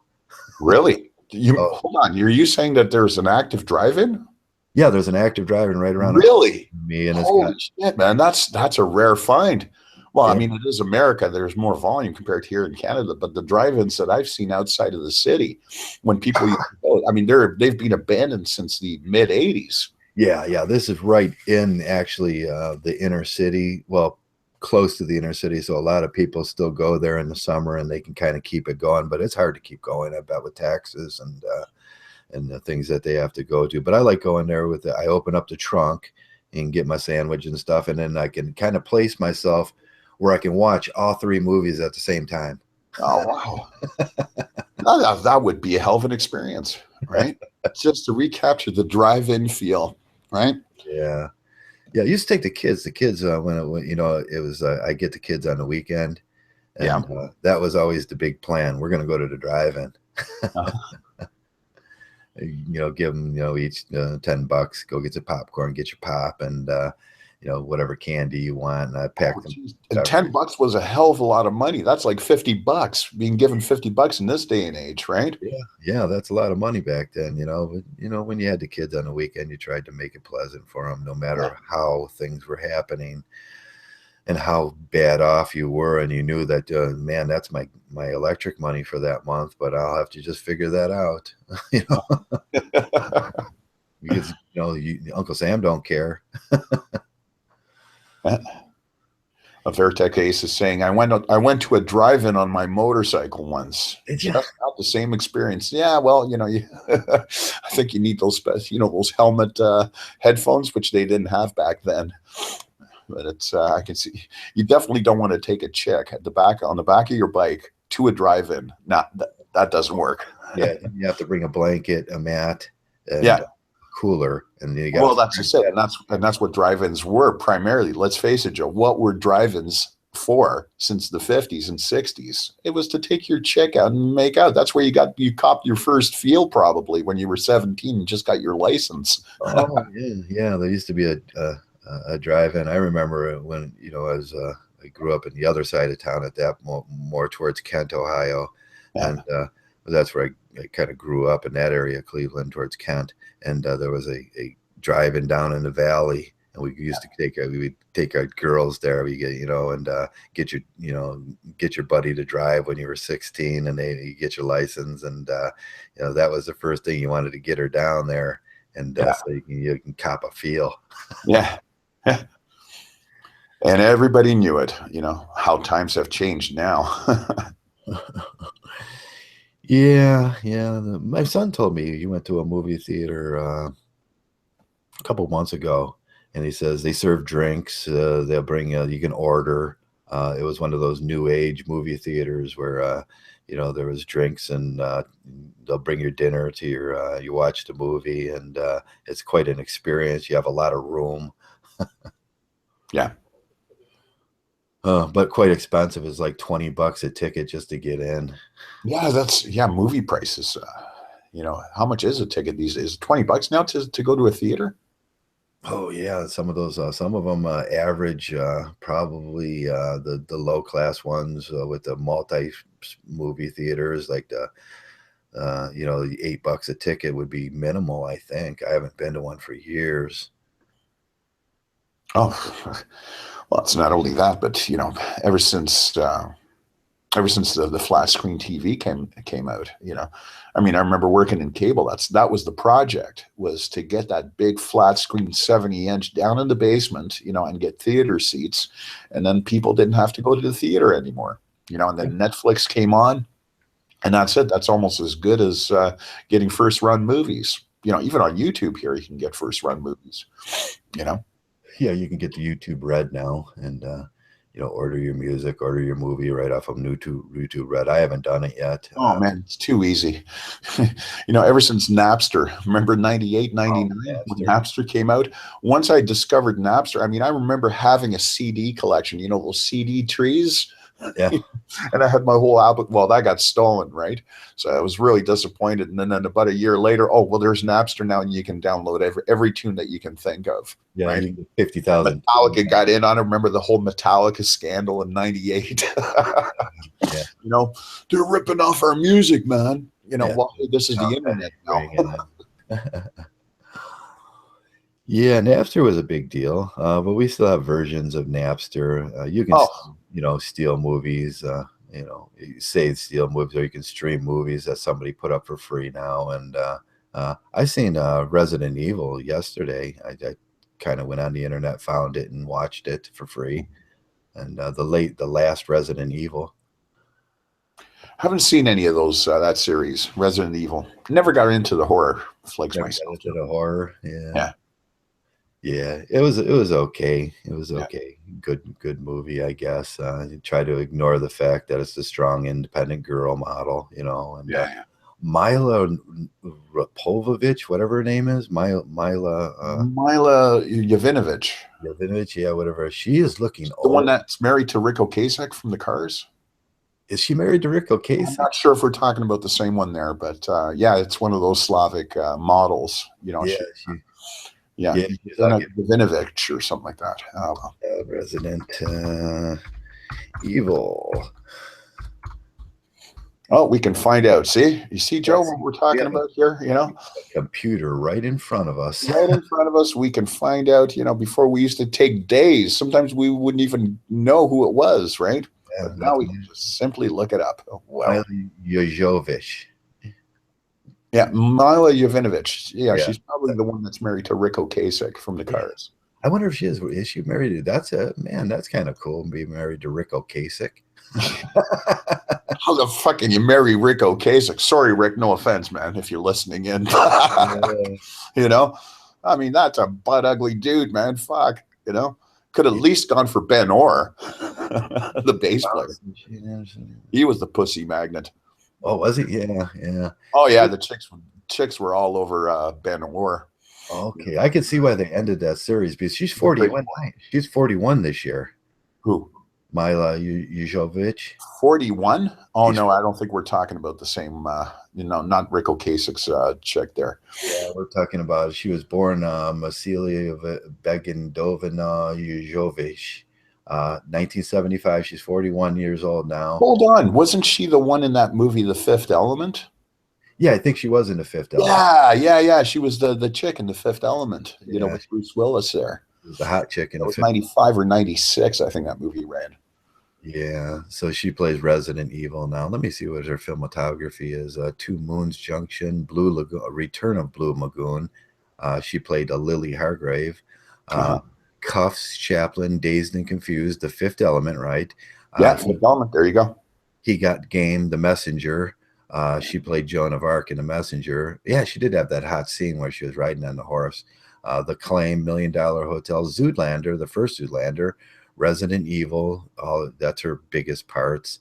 And the fourth kind, Palamo shooting, Resident Evil again, Stone, Cyberline. Yeah, Resident Evil was her big. She played in Zoolander 2 too, which was, if you guys haven't watched Zoolander 2, it's just funny as hell.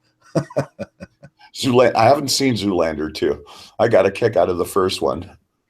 Oh, you haven't seen Zoolander? You gotta watch it. The second one, but I might check it out, man. It's a much watch. It's a fun watch because he's such an idiot. Oh yeah, he kind of goes Mgtow for a minute. For a minute, yeah, and then reconstitutes back to his old self. Yeah, that's what it was. He kind of goes Mgtow for a minute. He has an awful event. His wife dies. He gets his kids taken away. He goes out to the wilderness, which 20 miles out of he thought was the wilderness, was 2 miles out of New Jersey. Yeah. And becomes reclusive. And then who was it that came and saved him? Billy Zane came and saved him. It just had to be Billy Zane. It had to be Billy Zane. It had to be Billy Zane. Yeah, so it was funny. If you get a chance to watch Zoolander 2, you got to put all your Mgtow hostility away, because it is quite it's about about a simp, and he's a simp. Yeah, and, to put it mildly. Yeah, Justin Bieber dies in it too, so that was good. Yeah. I think I saw the clip. He dies and creates a big drama scene or whatever the fuck. Yeah, a big drama ending where he does pouty lips and takes a selfie of it. Excuse me, I'm just recovering from this cold, but I think Zoolander 2, yeah, because I saw the first one. I think I'm going to check that out. I'll pay my $3 to see it. Yeah, I can. So that's what I watched this week. I watched the Resident Evil and the latest Resident Evil. Get it, steal it, don't pay for it. Do the Mgtow thing. That's it. Well, it's just 22 minutes past the hour there. I wonder where Messenger might be. Hopefully he's listening in. Yeah. I don't know if he's going to come on. If not, we're probably heading towards that point where we'll shut down pretty soon. Yeah. Well, we'll see. We'll play it by ear, I guess. Yeah. But I don't know if any of the guys have anything to say in the chat room there about what we've been talking about or any particular subject. If you guys are listening in, let us know. By all means, we can address it. We always do. We always do. Anything you want to talk about, even if it's Tom's one-itis. Even if it's Tom's one-itis. But I think we've covered that pretty much. Covered that over. And I'd like to get Tom on. I've made an invite to Tom to contact me on G+, and let's talk, and let's see if you're a real boy. And, we'll just contact me. We'll talk, and then we'll bring you on the show. And then we can do Tom's one-itis with Tom if he wants to. Even if it came to that point, I mean, guys have been saying that he's a troll, whether he is or not, it could be legitimate. But the point is, even if he is a troll, and this is getting back to what we were talking about, if a guy would be willing to come on to talk about his one-itis or, about what he's going through, how invaluable it would be, to capture a guy like that live in a podcast. And it's a win-win scenario. He's helping himself out. Okay. And he's helping us guys too out if we have the right attitude and the right, frame of mind, to listen in on that without any judgments and just really listen about what's going on. The information there is invaluable.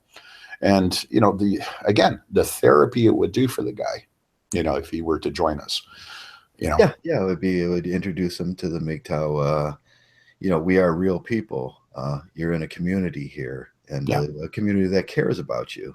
Yeah. And, most of them care about this new group of people that are coming in with the utilitarian attitudes and the Burgess individual. I don't know if they care about men like we do, but around Mgtow we generally care, and that's why we do what we do. We care. I mean, look at in the past 2 weeks, how many content producers put out content to help Tom out, or the Toms of this world. Yeah. We're discovering Mgtow. I think that was a really cool gesture.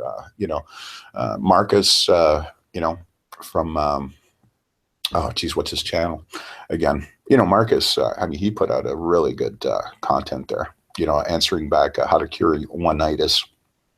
Everybody else is, even Warhorse put a video out to help Tom out. And I think that's the strength that we have right Yeah. there is really what it comes down to. Yeah, we are a community. We're loose knit, but man, we're volatile too as well. And we do go at each other's throats. It's just the way we are as Mgtow. We're open source here. But, when you can break it down to a point where a content producer can do something to help another guy out, I think that's the real value right there, Joe. Yeah. Yeah. And that's what we're all about. Sometimes we get sidetracked with the garbage and the drama, and we got a lot of drama going on now. But we're really here for the men, and that's what we want to do. That's our goal here in Mgtow. And if looking at if we're really going to be out there and really start proselyting, and we really start trying to build the group, what are you going to witness as you're doing that? You're going to witness the guys that are generally experience one-itis. They're experiencing separation anxiety. They're experiencing red pill rage, and we're going to have to learn how to deal with those situations. Well, the best way to deal with it is to be upfront, and centered, about the information, and stay away from the shaming language. Again, don't shame guys if they're going through that. If there's a guy who's going through one-itis, have some compassion, guys. Really understand it for what it is. Remove all the stigmas attached to it. That he's pussy whipped and fucking, he's having a crush. Right? No, here at Mgtow, we look into the depths. We decode all that. We're used to listening to that. And of course, there's the shaming language, which really isolates a guy, right? Yeah. And we're saying, no, we're going to talk about this. And buddy, if you're going through this, get out of isolation. Come on, join in, buddy. We're going to talk about it. And we want to hear what you have to say, because, we've gone through it ourselves too as well. Though some of us don't want to admit it. I'm not backwards about it myself, Joe. I've been through all those things when I was a younger man, and God, I remember my first girlfriend, had one-itis. What was her name? Lori. Yeah, Lori had one-itis. I was fascinated with her. And then I find her giving a BJ to my buddy. That cured one-itis. Yeah. Oh, I'm just listening in. I'm just watching here. The red pill ghost. Oh, God, one-itis. I had a serious problem with that during my blue pill days. Glad I don't have that problem now. I'd be very careful with that statement there, red pill ghost, because even if you become a Mgtow and you absorb all that, you can, and believe me, you can get caught off guard. Okay. And, the whole principle of you're one blowjob away from renouncing all of Mgtow does hold true. And there have been guys who've gone through that, That's for them just be careful. You're dealing with a biological imperative. And again, that's what we talk about here at Mgtow. But do never underestimate the power of the feminine. Never underestimate is what I say. It is pretty powerful shit, right? And it can knock down a few ideas. I think the insurance is how you do and live your life one day at a time. That's what it all comes down to. Yep. We all thought never underestimate how powerful that feminine energy is out there. It's really powerful, and it can turn heads, even some of the best of us, right? Mgtow is power. Learn. Yeah. So, hello, misanthropic altruist. Oh, geez, he's back. Holy shit, haven't heard from him in eons, man. Welcome back, misanthropic altruist. Yeah. Him. He's a good guy. Give some shout outs here. Tim, Robert. He goes back to 2015, 2 years ago. Yeah, Pyrrhic. I had Pyrrhic on. If you would love talking to Pyrrhic, he's a good guy. Renee, all the guys that showed up today. Thanks a lot, guys, for listening. Yeah, no, hey, geez, 37. We were up to 40 guys. Wow, that's great. Yep, that's what we're averaging now. I'm going to go buy some subs and bring that up to 100. Yeah, just don't lose yourself in the process, Joe. We need you around here, man. Yeah, so I can like pat myself on the back and look, guys, I got 100 people watching. Yeah. No, I'm not. Narcissism was never one of my fatal qualities. Uh, um, so it probably doesn't look like Messenger's going to join us. We've been going about an hour and a half Well, now. maybe if there's a guy out there who wants to join us in a room, join us. What do you think, Joe? Maybe go another half hour or so. Yeah. If anybody wants to jump in, just let me know. And, yeah, if you guys just let us know if you want to jump in, just put it in the chat, in the live chat box there, and we'll see if you have anything, a burning desire, as they say in the 12 steps, a burning desire to share. That was usually reserved for the narcissist of the group. Remember that group think, Joe, we talked about years ago. Groupthink, yeah, groupthink. Yeah.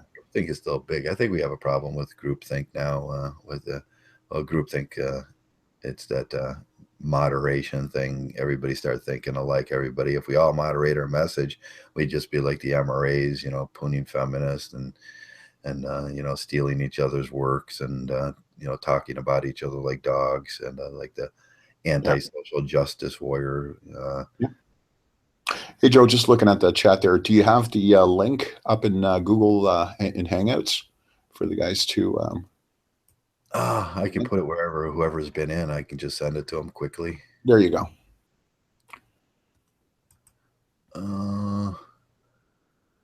44. Hey, Trav, I'd like to control. Oh, okay. I'll send the to Victor. We'll get Victor. And hey, Victor, I'm gonna send you a link. Pyric Victor, yeah. Pyric Victor, and I didn't see that message. It got knocked down. He asked me a little while ago, 44 minutes ago, as a matter of fact, to send him the link, and I'm sorry I didn't see it. Okay. Well, let's bring him in. I'm incompetent sometimes. Like You're incompetent too? Oh, jeez. I'm not alone on that one, man. Yeah, we figured that out when we first started doing this, how incompetent we were. We were like, oh, we got to do this better.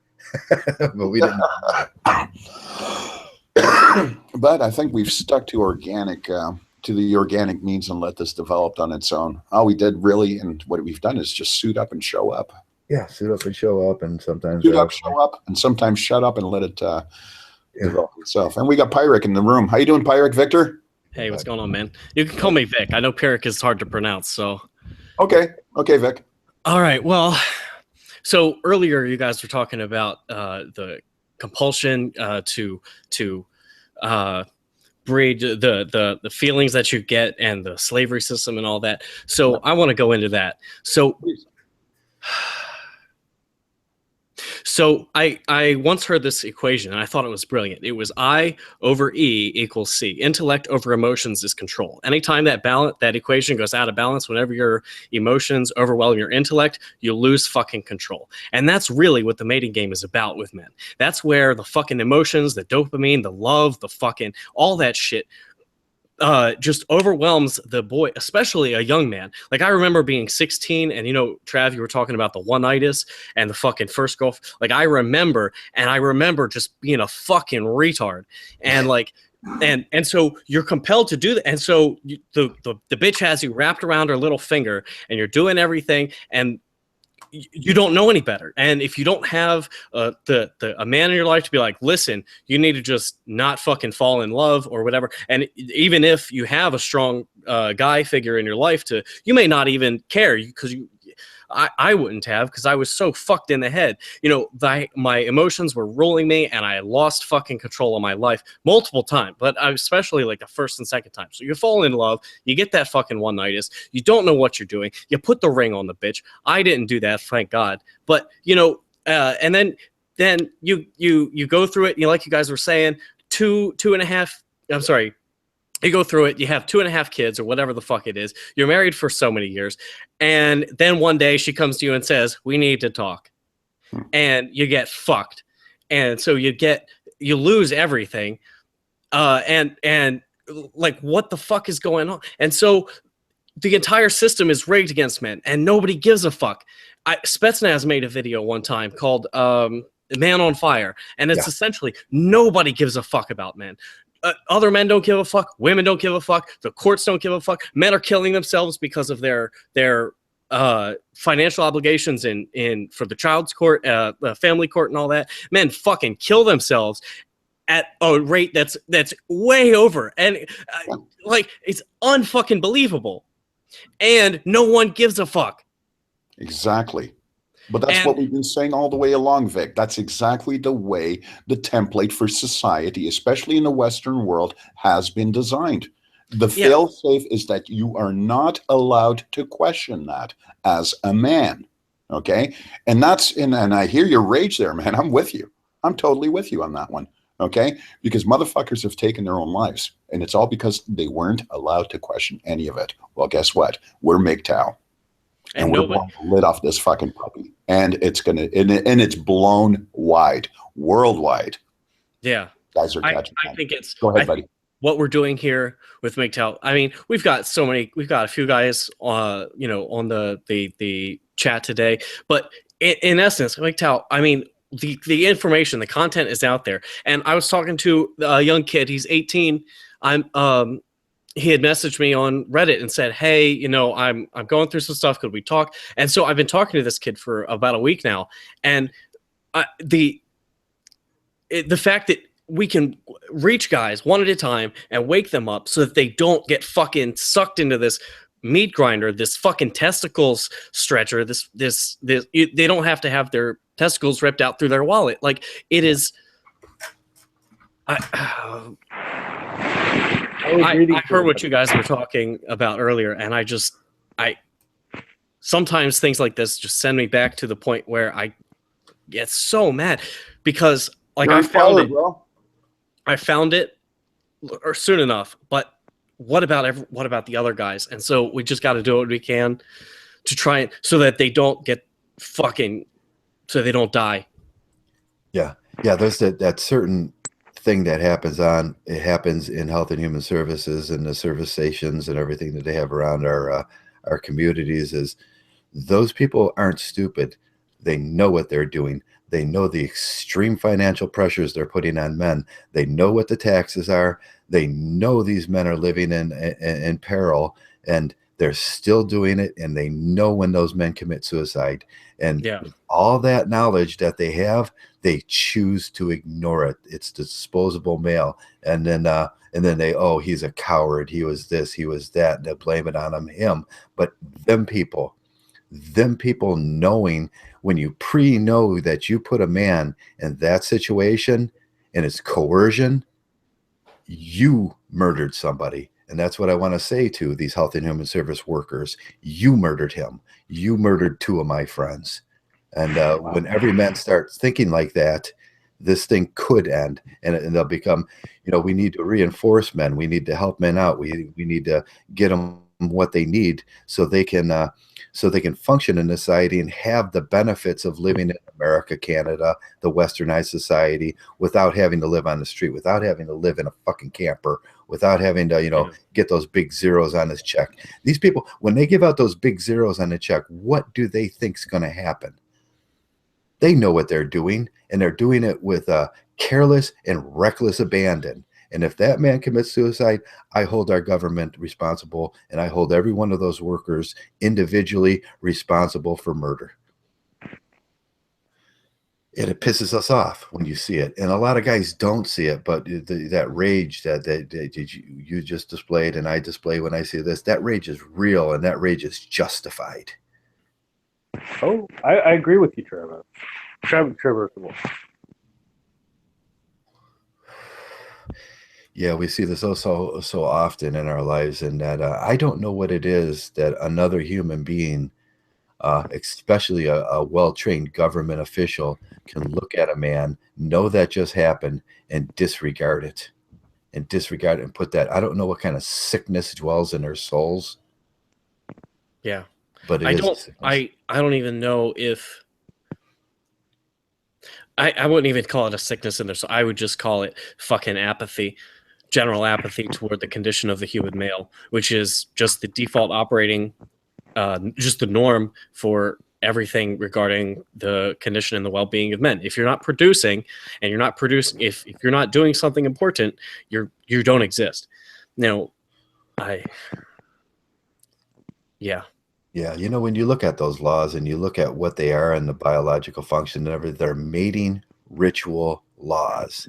And then when you think about it like that and you say that to yourself a few times, you go, holy fuck, these guys are enforcing mating ritual laws on the general public. And they want us to take this seriously. I mean, it's such a parasitical, when I look at the government and I look at how parasitical they just parasitically attach to some one biological function that that they can draw money and extract money out of, and they think that's okay. It's like parasitically attaching to the food system and hoping nobody notices, And the drive to breed is so strong. And like I said, those fucking emotions, and especially, let's say if you're a guy, I wasn't, but let's say if you're a guy who's raised by a single mom, you're never going to have a guy like, no, tell you, hey, listen, I know you feel what you feel, but, rise above it. You don't ever let your emotions fucking control you or overrule your intellect. And guys will, because guys will intentionally walk into the meat grinder and just get fucked. Yeah, without the pre-knowledge of knowing what they're walking into. I would say if a Mgtow would veer away, he'd have all that knowledge, knowing, being told, and do that, and then come back and say, I did that. I would say, well, you were told, buddy. Right. What the F, I know that's a very powerful thing and everything that happened, but what the F, but we can't arm children. We can't arm young men with knowledge. And that's what we do around here and the more men we arm with that knowledge, you see the divorce rates, and they're wondering, they think it's some social anomaly. It's not a social anomaly. You know what the anomaly is called? It's called Mgtow. I just think about that for a second. Everyone knows the divorce rate is over 50%. Everyone knows that. Statistically, 1 out of every 2 marriages fucking fail, and people still walk into it. I mean, obviously, I can see why women walk into it because they're the primary beneficiaries. But if you're a guy, like, why? Well, a lot of dudes just want companionship, all that stuff. Yeah, that's true. That's true. I've wanted to own a woman, own her prettiness, have her be the one, the soulmate. And when you think, when you grow up on Disney movies, you think, or the romantic comedies or whatever, and you think, well, this is the way it must be. Or in my case, to grow up on like the old westerns, and then you see the videos, and the women were like, childish angels filled with love and care and compassion. And that's how they were, right? Before social marks. No, I'm being facetious. And that's the idealization that guys will walk into to join the flawed marriage contract. Yeah, it's a trap, and that's why we call it a trap. And we can't articulate. We get censored when we say that. The government's censoring, and we have to do it little at a time. No matter how much they try to censor us, we're going to still put out our message, and our message should be strong and say words like that. You're being trapped. You're going to be a slave. And so guys, really, if they hear it once, it sticks with them. And that's our responsibility to keep the message strong enough where if they just hear it once, it's going to stick. Some seed is going to drop in their brain, not this watered down message of, you can try it, but these are the facts. No, don't try it. And we're completing the sentence for guys, Joe. Is really what you're saying. Guys already know this stuff. They know. It's just that they can't, they can't link up yet. And that's what we're all about. We are that link. We're saying what you've been thinking all these years, or a couple of years, of what you've discovered. Yeah. And that's our strength right there. The strength is the individual man who wakes up to all these things. All we did was show him the link. And that's what we continue to do. To link up. And that's how guys will now form their own life and live for themselves. Yeah, that's our responsibility. as Mgtows, and we do that well. I wish we had a little more support from the government. I wish we had a little support from the media, but we're not going to get support from the media. You know what? And maybe that's good, Joe. It's good that we don't get that support because our ideas are very strong and they hold their own. Yeah, they're very alternative to what the main. Sorry, you were saying they're alternative? They're very alternative to what the mainstream is.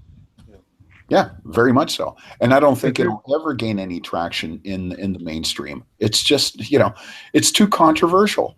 There's no way. It's, I mean, we're a party. We're party killers, man. We're killing their, you know.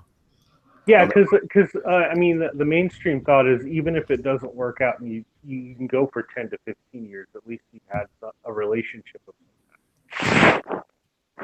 I mean, even if it ends in the garbage, you know, there was a run of sorts.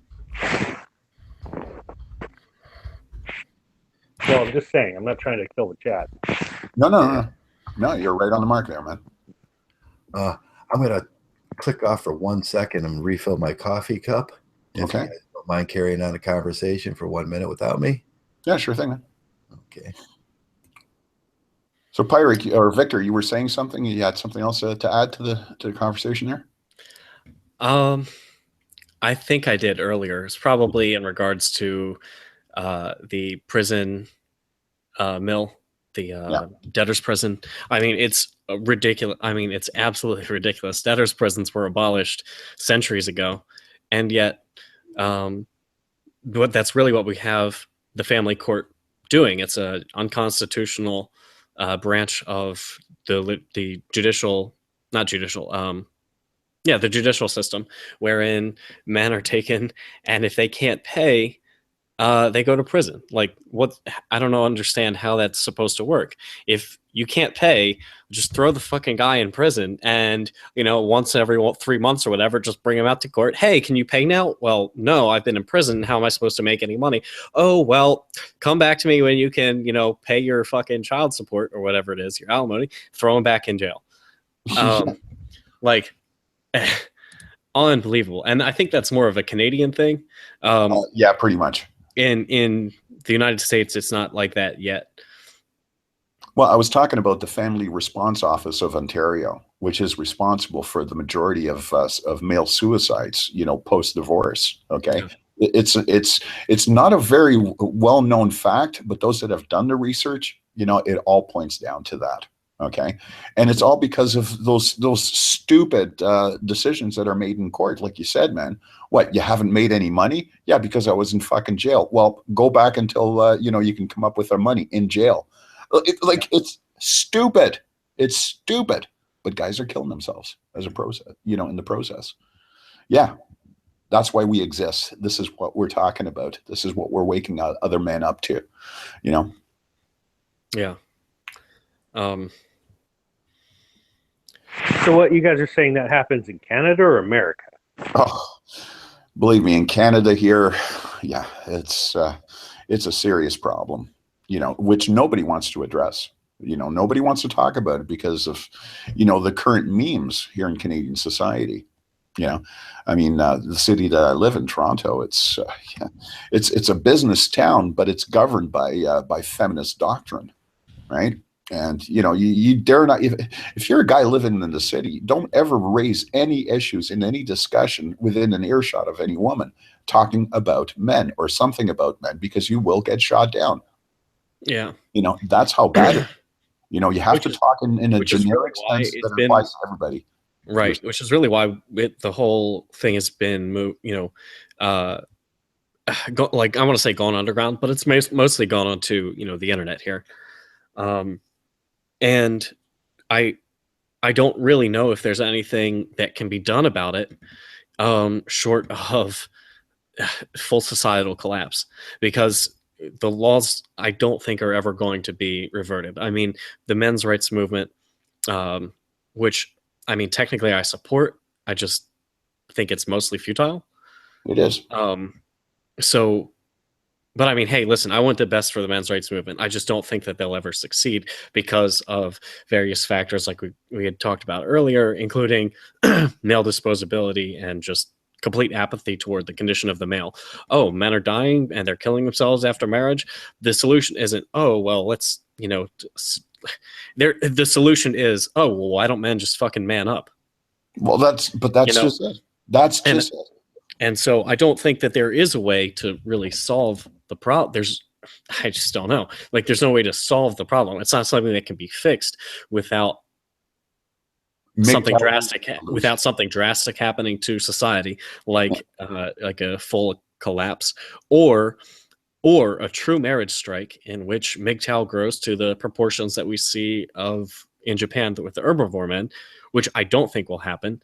And I don't think that even with the herbivore movement in Japan, we don't see Japan saying, well, crap, we have serious problems, maybe we need to address what these men are saying.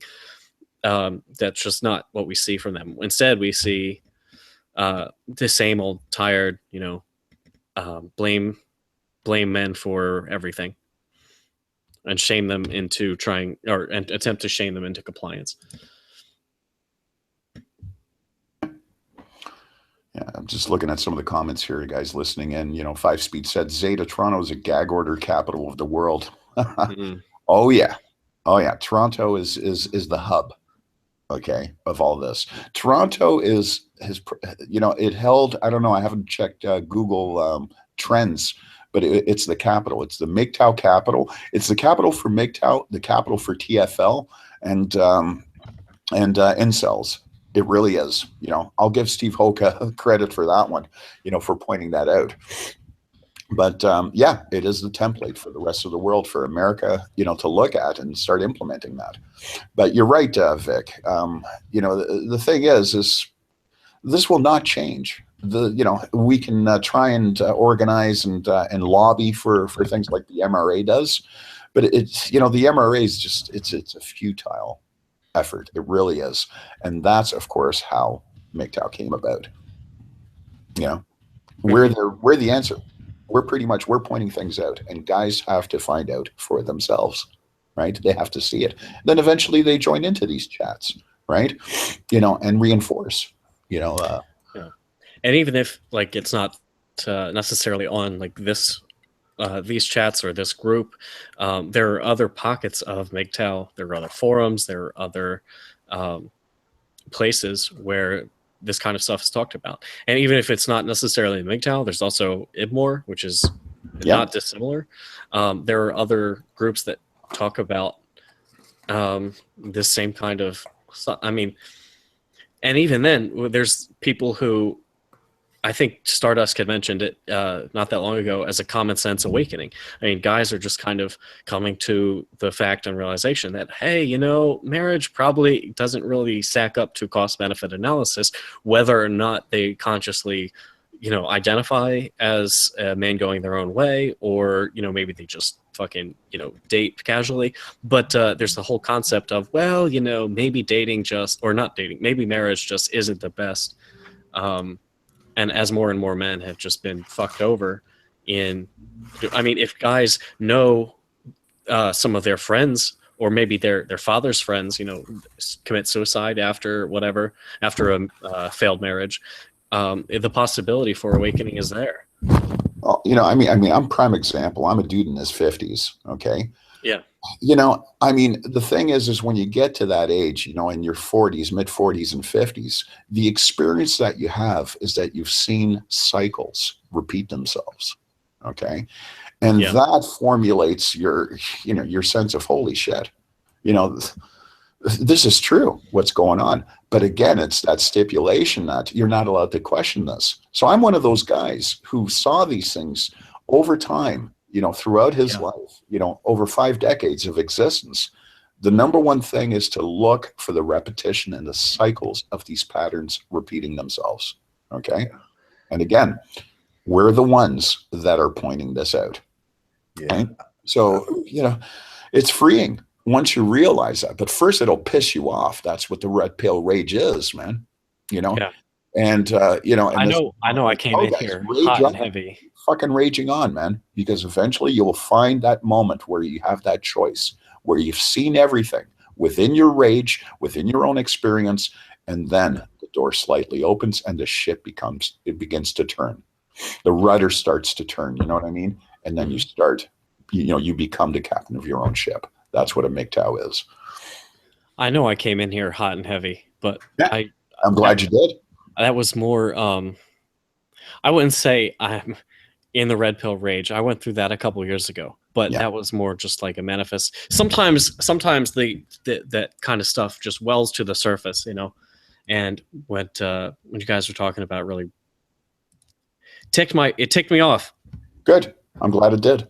A lot of guys, they hear us and they perceive that when they get mad at something we did wrong, you said something wrong. All we did was say the truth, and we get those feelings. I get them a lot when I watch a video and I see a man, getting raked over, or I hear a suicide victim. I get a tear in my eye, and I was like, man, that didn't have to happen. And like you said, it's important to get to the younger guys now and explain these things from them. But a lot of times in life, one of the things I see is the baby mama simp farms, where you as even a young man, 17, 18, 19, 20 years old, can look around and observe your friends. And then you're going to see in this day and age, I know a lot of guys out there that are young guys, they observe other male members of their community, and you look at them and you go, there's something wrong in that household. And then you get to the point where you examine it and you go, oh, he's raised by a mother. There's no father in that household. Or there's a lot of guys running in and out of that household, and you notice something wrong with the way that boy acts, that man acts. And then you have to ask the question, what went wrong in that household? And that's the things that more often boys are going to see now. They're gonna start asking questions. The next question is, where is your father? Yeah, and if the answer is, well, mom kicked him out. Yeah, mom kicked him out, and there's a bunch of men running in and out of the household every day. You have a new daddy, some guy that wants you to call him Uncle Jim, coming in and out of the household. You look at your mother then, and you go, oh, I'm fucking grateful that I have a father. And I'm grateful that bitch doesn't act like that bitch. You can examine the differences, and I think every man can examine the differences in his local neighborhood, in his local, right on his street, because there's probably 5, 6 single baby mamas on that street. And most of the time you'll notice you're not allowed to interact with those boys. Which used to be a friendly neighborhood has now become a hostile environment, because that boy, the mothers are overprotective. The mothers are, they're not allowed to interact with the other kids. They're not allowed. They're the boy that's not going to be allowed at the football game or the baseball game. Maybe they have a feminist mother, and she's there saying goofy shit about the sporting events and everything, and it becomes uncomfortable. You notice these things as a kid.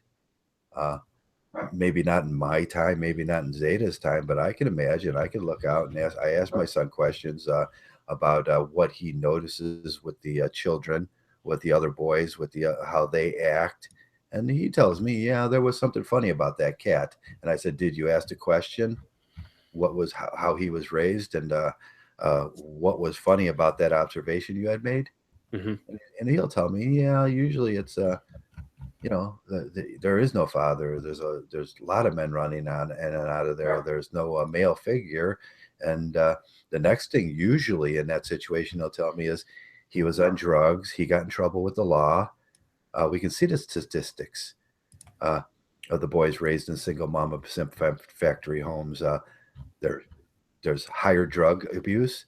There's higher violations of the law. There's higher violence. There's higher crime. There's more resistance to the society as it is with those boys. Yeah, you can definitely witness. And the obvious question to that is, they get online, they have access to line. What is this Mgtow? What is this men's rights? We explain it perfectly why these things happen, and then they quantifies they quantifies what they visualize, what they observed. That's our job. Mm-hmm.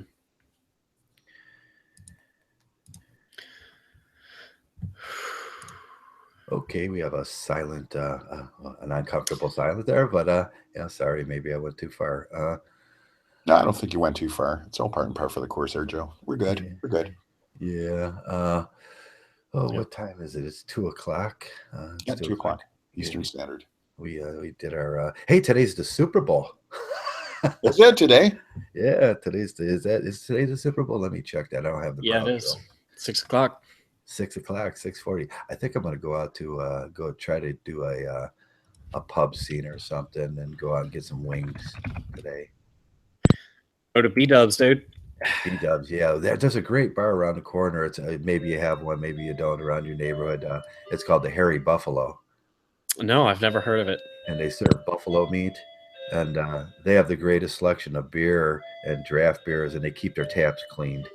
That's one of the big things in my life that I look forward to. If the beer tastes sour, and I only want to have one or two there, but get some buffalo. They have chicken wings, but they have these little buffalo burgers. They're made out of actual buffalo meat, and you can order those, and they're sliders, and get that Yeah, dude, those sliders are probably slamming.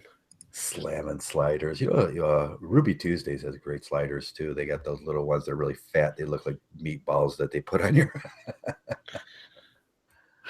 Man. Yeah. I don't know. I've never that Buffalo place that you mentioned. We don't have them here. Is that a franchise or is it like a? Yeah, it's called the Hairy Buffalo. Huh. It's a franchise, and you can. I don't know how many of them there are, but I'm just so lucky Okay. that they have one because we really have nothing here. See, I'm in a fairly populated area. I live not too far from a college town, and I'm not all that far outside of Philly. So Okay. there's just stuff everywhere. Can't go like 2 miles without running into some kind of a, Oh yeah. hangout bar establishment. Yeah, that's great. When I used to live in the inner city of Cleveland, one of the best things about Zeta probably knows, one of the best things about living in the inner city and the inner city environment, even out to the suburbs, is I could usually walk wherever I wanted and get Yeah. Chinese. I could Mhm. walk up and get Subway. I had 10 choices of where I wanted to eat, and then you get the bars that everybody goes to, or the like Carrie Buffalo, like BW3s, where you could just kind of go meet your buddies, have some wings, and have a great time. And Yeah. that is nice. But I don't have that.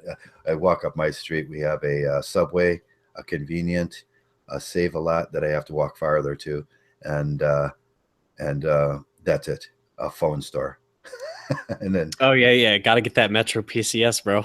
yeah, Metro PTS, and that's what it is. It's a Metro PCS, which is Virgin Mobile, not Virgin Mobile, T-Mobile, and Yeah. that's what we have. That's the choices we have. But you start walking out from there, and then you're going to start seeing, it'll get like rather rural, and then you got farms.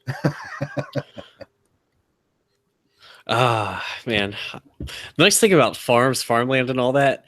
So, I mean, obviously, with my motorcycle, I love biking in areas like that. Like, especially, I don't know what crops you have around there, but around here, 40 minutes away or whatever, there's corn and Mhm. corn and more corn. Yeah. Oh, yeah. We do that. We've discovered this street, and it's I can't remember what it's called. It kind of goes out, and it's a different name, but you have to go down down a ridge towards the Vermilion River, which I live by, and once you get over there, it becomes a very rural country road, and you can go from actually my town all the way up to Sandusky, and it's got all the classic. I want to get shots going down this road because it's really a beautiful scene. It's the classic rolling farmland that you would see in Ohio and New York and Pennsylvania. It's got rolling hills and it's farmlands that got the old red barns and the Oh, horses standing out there. And we that's choose it. not, yeah, we choose not to use the highway now because we do have that street. And once you find those alternate streets, it's like, wow, look at this. You'll come up to a little ice cream store that looks like it's been there for fucking 1,000 years. And you'll see the people out in Amish clothing and they'll wave to you. And it's like, wow, someone actually waved to me. Yeah. And yeah, I love those country roads. And the backwoods the backwoods of the United States is it's not what people see on 90-80% of the community lives in the back rural areas, and it's not what people see on TV. It's not people see like the UK Berkeley. It's not the big cityscapes, and it's not the inner city. And there's a different feel to it altogether. The air is almost more breathable. Is it And like that show, The Moonshiner? yeah, you get back there, and you can smell the wood burning. The air is more breathable. It seems more palatable. That's why I moved out of the city myself, because Cleveland was killing me. Did you move? How long ago did you move, man? Well, I ended up in this house about 15 years ago. That's when I was really, really, really sick, and I was going through my 130-pound Joe era, 15 to 17 years ago, and then I moved out of this house, and then I moved back about 3 or 4 years ago. I rented this house for a little bit. I moved, and I wanted to do the single guy thing where you move around from apartment to apartment. So I rented this house, and that money went for the apartment rent. And then I soon realized apartment owners are dicks, and I knew that because I'd worked for apartment centers for a long time, and apartment owners, and that wasn't palatable. So you know what? The biggest thing I missed about not living in a house was I didn't have a garden. Oh yeah. I understand that. Oh man, I grew up with gardening. We grew up in a family of a large family, so we always had a big, huge garden out in the backyard with tomatoes and peppers and corn and whatever. And cucumbers and all that good stuff. Yeah, cucumbers. You can go out there and grab one, and that was our snack food, summer. And I think Benjamin's mic is. yeah. Sorry about that. Yeah, mute yourself when you're not talking now. Yeah, and that's important. I love that. I love working in the dirt. It's time consuming. It gives me that manly feeling of growing my own food and substance. We're going to put another section in. One thing about up here in Lorraine, I don't know if you guys ever read the Bluest Eye. No. What's that about? Yeah, it was a Nobel Prize winning book about an author from Lorraine, and she writes the book. It's called The Bluest Eye. It's who wrote that? And it tells all about the soil of Lorraine. It's about a little black girl that's raised in Lorraine and all the bigotry and everything that was here. Mm-hmm. And if you ever get a chance, it's a tear-jerking book, and it tells about the characters of this town and the people you'll meet in this town and everything. And it's so true. We have some of the most prolific people in the world here. Some of the days I got a ton of photographs. I'll put them up about the way we look, about the way we act here. And we're really prolific. I mean, we're really like almost animated here. And you get from far extremes, the steel mill, how these influences of the steel mill. But one thing about this town is we live on a shale ridge. Okay. And the dirt is the soil itself is not good, and it's hard to grow things here. And until you get like 20 or 30 miles past here, it's very hard. The soil of Lorraine is exactly what she says, but she says it in a metaphysical sense. The soil of Lorraine is awful. We produce awful people too. And it was an overview of bigotry in America during that time. If you ever get a chance to read it, it's through a little girl's eyes. Okay. And the bluest eyes. She wishes she had blue eyes instead of brown eyes. And it's the first book I actually read in my life that I can remember. And it's good. You just read it, and it might change your life. It changed my life. From that point, I thought about people differently. Okay. If it exists, I suggest it as youth reading for younger guys that don't understand racialism and racial history and how we should treat people and everything. That's one of the books that that really turned me on. I was a hippie too when I was a kid, and it was kind of thrown at me. Matter of fact, it was actually thrown at me. Uh, I went over to my buddy's house, and he was still sleeping. I'm sitting on a couch, and I says, wake Randy up, to his big brother. And his brother grabbed a book out of the bookshelf, and he threw it at me and hit me in the head. And he said, "Read a book and wait." So I did. Hey, on a different, I'm going to change the topic a little bit. So I was thinking about the video you made earlier this week in regards to female counter strategies to what we see going on politically. Okay, yeah. So I was really thinking about that. So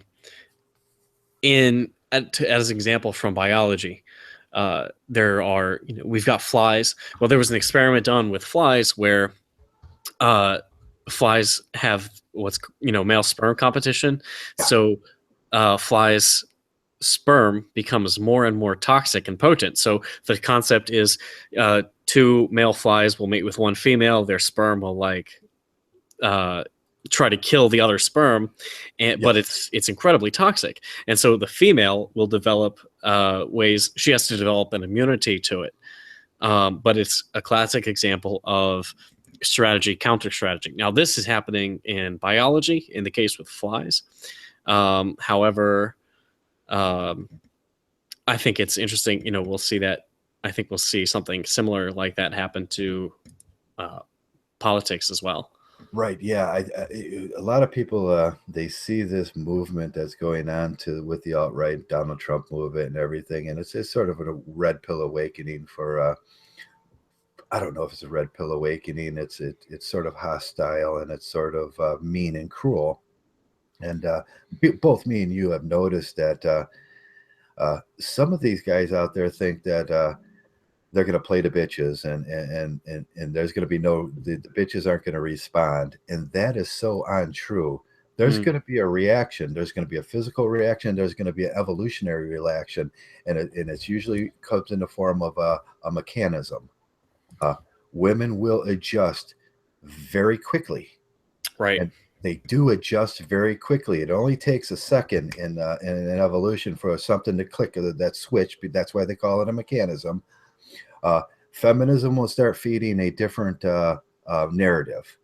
And if the narrative hits the spot that it needs to hit, that will become the new narrative. That will become, and then they will all start acting in that manner. Do you think it will be feminism as a response, or do you think that we'll see more of like a return to traditional gynocentrism? I think they played that out, traditional gynocentrism. So what we're going to see, and we will see we are going to get a chance to see their response. And if they do develop, it'll come from probably the intellectual communities, probably the art community and colleges and everything. And there's going to be that commercial that's going to come in up soon. Like the lean in, give a girl the hand, what's her name? Watson girl that did the speech. Emma Watson. And then were like many responses to what was happening. But I think this response is going to be, if they nail something, like what I think about is male sexual entitlement. And that's the way I look at this. If they nail that down, there is nothing untrue about male sexual entitlement. It's a true statement. A lot of males think they're entitled to sex. So whatever they configure, or even if it becomes a new fashion or dress that's associated with it, we know how those things are or how they associate. If it becomes a new movement, there will be a new casual dress that goes along with that, a new lifestyle, a new. It's hard to nail down what's going to happen, but I do believe there's going to be a response. 100%. I believe this, and I'm just waiting now and giddy in anticipation. I know it doesn't affect us Mgtows, because once we remove ourselves from that gynocentrism, not a lot of these things can affect us, but it will affect all those blue pill guys that are pretty much the alt-right guys, pretty much the guys that wanted that. I seen Sargon the other, and even the I wouldn't even call them blue pill, but the guys who I would say are red pill aware, but still play the system. They still want to play those games. I noticed with Sargon the other day, he said he read an article and he didn't interpret he had an inability to interpret the sarcasm in it. And the sarcasm of the article, me and Zeta talked about this earlier, was he said it came from the Democratic right or something. And the guy was saying, look, Trump is doing exactly what he told you.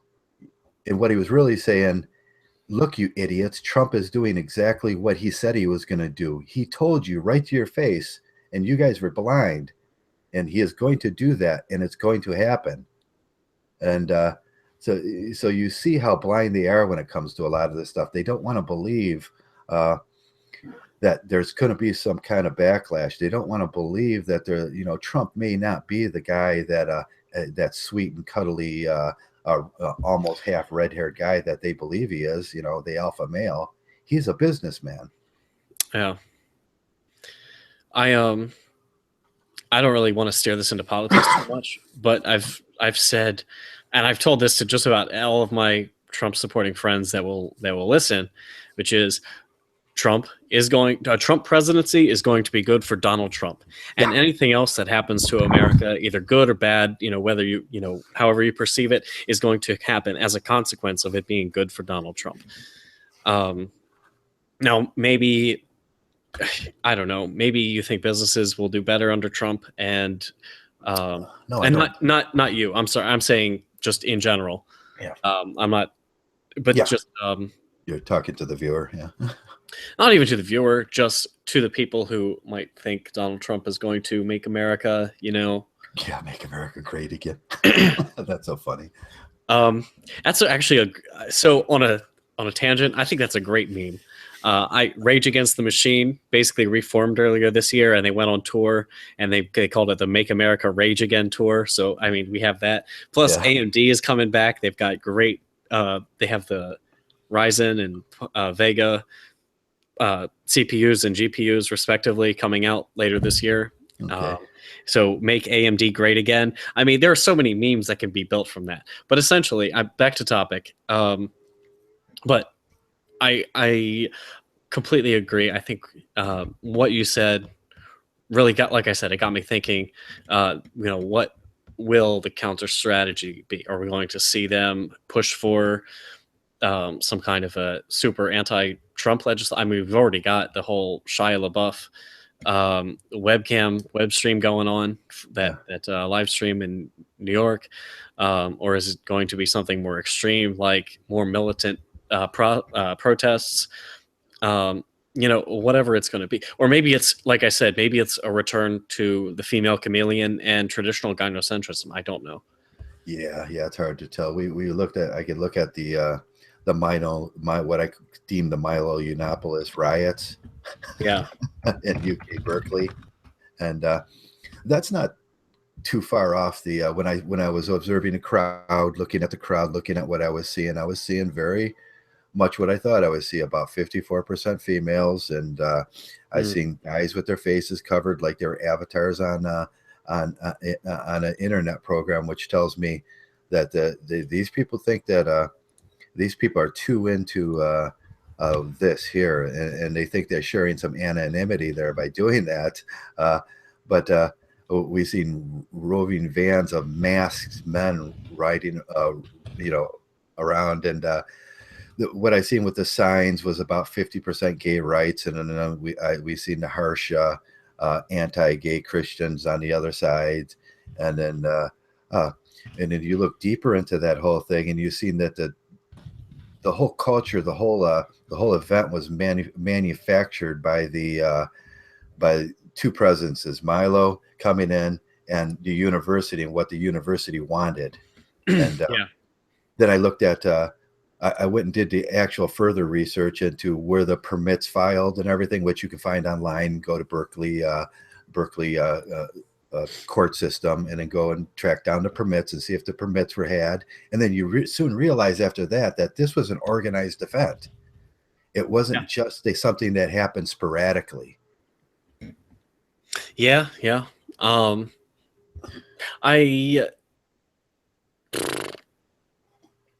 It's just kind of one of those things that doesn't affect me right now, so I'm not terribly concerned. Although, I mean, I can understand why it's. Yeah.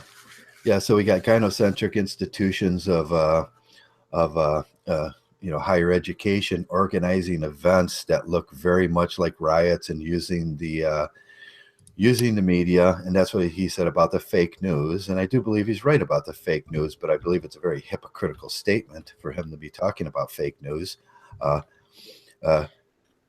And we can see the institutions gearing up for something. I don't know what's going to come out of this. I don't know what's the next evil thing they can do to the children of their schools, but I'm sure they will. And these are very sick people in there. Of just the idea that they would put all those kids in harm's way. They have a media event so the school can somehow benefit from immigration, from bringing, because they lost money. That's what the whole thing was about. The school lost money because Donald Trump and some of the students couldn't return. Mm-hmm. And you got to understand, it's about money. And that's the extent they would go to. Yeah. It's like, and once you start asking those kind of questions, Key bono. Yeah, that's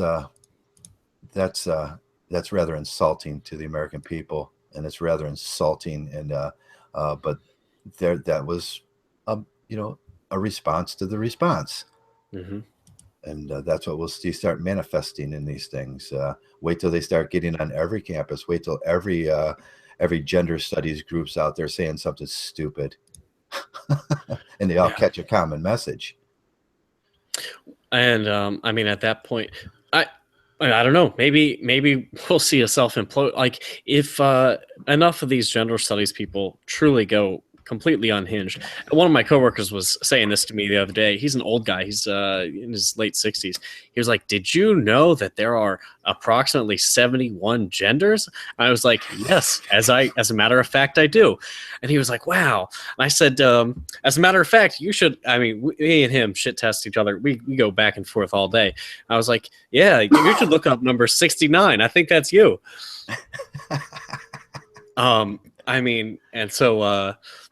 But he was telling me how he had a conversation with someone at the restaurant he was at the night before, and this person was approached. The waiter was like, "How can I help you, sir or ma'am?" I don't even remember what it was. And the person got offended and was like, "No, you don't understand my gender." I don't know. So that's where that came through. But if all of these people start going super fucking crazy, maybe that helps us. Maybe that helps aid the common sense awakening in men. Yeah, I think as more people pull back and start looking for the truth, they'll find some Mgtow, because we're just plain blunt out, telling the truth. And they'll find it if they start searching. And there's always the possibility that we have to take more heat around here, which we always have to take heat around here. We get it all the time, but it's just our job. It's what we do. When you choose to do Mgtow on the internet, I hear a lot of guys say, we're just an ideological movement and everything. No, you're doing more than that. And minimalizing it like that is so it's so funny to me when they try to minimalize it like that, because, man, do you think we're just here, having an ideological thought session? No, we're actually doing something. I wouldn't have put so many years into my life if I didn't want some outcomes on this. Yeah. So that's a stupid statement. I've been making the list of probably my video next week will be the 10 stupid things Mgtow say. And that's one of them. It's like we just have an ideological movement, and there is no what's next, and there is no actual getting out there and doing something in your community. It's only been in the past several months that I've really started to self-actualize. And it feels so fucking good. Oh, yeah. There's I don't know any other way to say it other than it feels so good. And I mean, and I how can I describe this? Like I do something and it makes me feel good that I accomplished X, whatever that may be. Whether it be learn jogging more or whatever, and then so I add something else to it and I start improving in another area and I start forging the path to the man that I wish to be, and not saying, well, maybe I should learn to play guitar because it'll get me bitches. It's like the difference, I mean, it's a small technical difference, but it is huge to the person who's doing it. So yeah, I don't know if Mgtow really needs to be like an intellectual center. I mean, I think it does. It's important that we're intellectually honest and that we're truthful. But at the same time, when it comes down to it, live life for yourself. Rid yourself of gynocentrism and don't fucking get married. Yeah, rid yourself of gynocentrism, or don't get married and rid yourself of gynocentrism, whatever they want to do. But yeah. That's what we do around here. That's what, that's the crux of Mgtow. Rid yourself of gynocentrism and make sure you don't fucking get married. Yeah. Yeah. So right now, where there's a serious need for more producers, the combat what's coming. This blight of social justice warriorism and anti-social justice warriorism and blue pill people coming in, and the sorting we have to do. And it was like I can't remember who said it. Mgtow will self-regulate itself, and but I think and I do see it. I look at the new Mgtows every day. I go to Today, Mgtow Today, and then I filter all the garbage out of the sub spammers that you're going to get on the first 2 pages, and then I go look for the new guys and what they're saying, and right. I try to give them a plus one up and say something nice and very probably very indifferent, but like, hey, thanks for being a Mgtow, Yeah. But that's what they need, to know that other guys are watching and know other guys are, because out of that group is our future. Yeah, I agree. And they are so important. The guys like you and the guys like Staying Free Mgtow, because like we said, Shining, we're not going to be around forever. And if this thing dies out with the older guys that have been doing this for 20 years, it'll just be a shame. All is lost then. We'd have to there have to be a resurgence again. Trying to find that Mgtow spirit that happened in 2004. I don't know if you're going to do it. Well, it's like this. The information exists. It's out there. It's out there. It's out there. And the internet has only facilitated the rapid advance of the spread of information. I mean, we've seen information spread so quickly, even within the past few years. And how many guys like me in particular have come to Mgtow through none other than the spread of information, not necessarily because of a failed relationship or what have you. Yeah. We're on our own, and like you said earlier, we can visualize these things. There's always the idea in the back of every man's head, and I'll say this again, and I know a lot of guys that don't agree with me on this. Most men I've ever met in my life secretly despise women. Yep.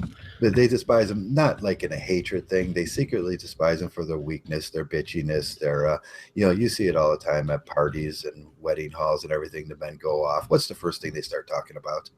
Themselves. Men? Oh, no. Men start talking about women. Women start talking about themselves. The women start talking about themselves, and all the men go off in a corner at a wedding and they start talking, oh man, I'm so glad to be around you guys because let me tell you this story about what she did yesterday. Oh God. Yeah, don't you get that all the time? And I was talking. I went out with my bros, and one of my friends. He's he's a really nice guy because he's a really. I mean, he's the fucking nicest guy I've ever met, and because of this, you can imagine how many like legit girlfriends he's had. yeah, So he's got a girlfriend now, and he was talking to us like he's more or less frustrated with some things that she's doing. I'm just normal women things. And the bottom line is I try to, I mean, I'm around a bunch of blue pill guys. There's like 3 of them. And I try to drop in like little bits of and so what I ended up telling them was, well, you know, if she holds grudges against you, you know, the last thing you want to do is like have her in 30 years from now throwing something in your face like, oh, well, on our wedding night you did blah blah blah or whatever. And he was like, oh yeah, that's true. I don't, because I mean he's super nice, he doesn't hold grudges. So yeah, I feel like the guys who are just like, oh, let me tell you about what she did, like, yeah, listen, I understand you got to vent it out, but at the same time, I mean, hashtag single guy problems, I only have 20s and 50s in my wallet. yeah, that's true. I don't know what they call it, with that kind of thing that happens with females at the end of a relationship, where they dig back into the soul, into the relationship. And I've had this happen in several times in my life where they'll start bringing up something that happened 5 years ago at an obscure scene at a church or something, where I just said, get into the fucking car and just shut up, you know. And they're like, that's abusive. You know, you were abusive 5 years ago at that moment in your life when she was acting an ass, you know. And that's the things they do this. The psychiatry does it too when they hypnotize them, and I can't remember the term for it.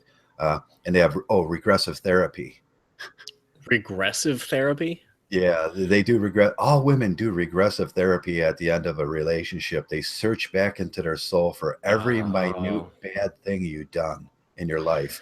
Oh, right. No, it's true. It's true because, you know, you were always a fucking scumbag. You never did anything for them. You were always evil. You abused them. Yeah, you're always that man. You're always been a rapist. You've always been an evil guy, and she just didn't see it. But there's these little clues that are in her memory, and all she has to do is sum them up.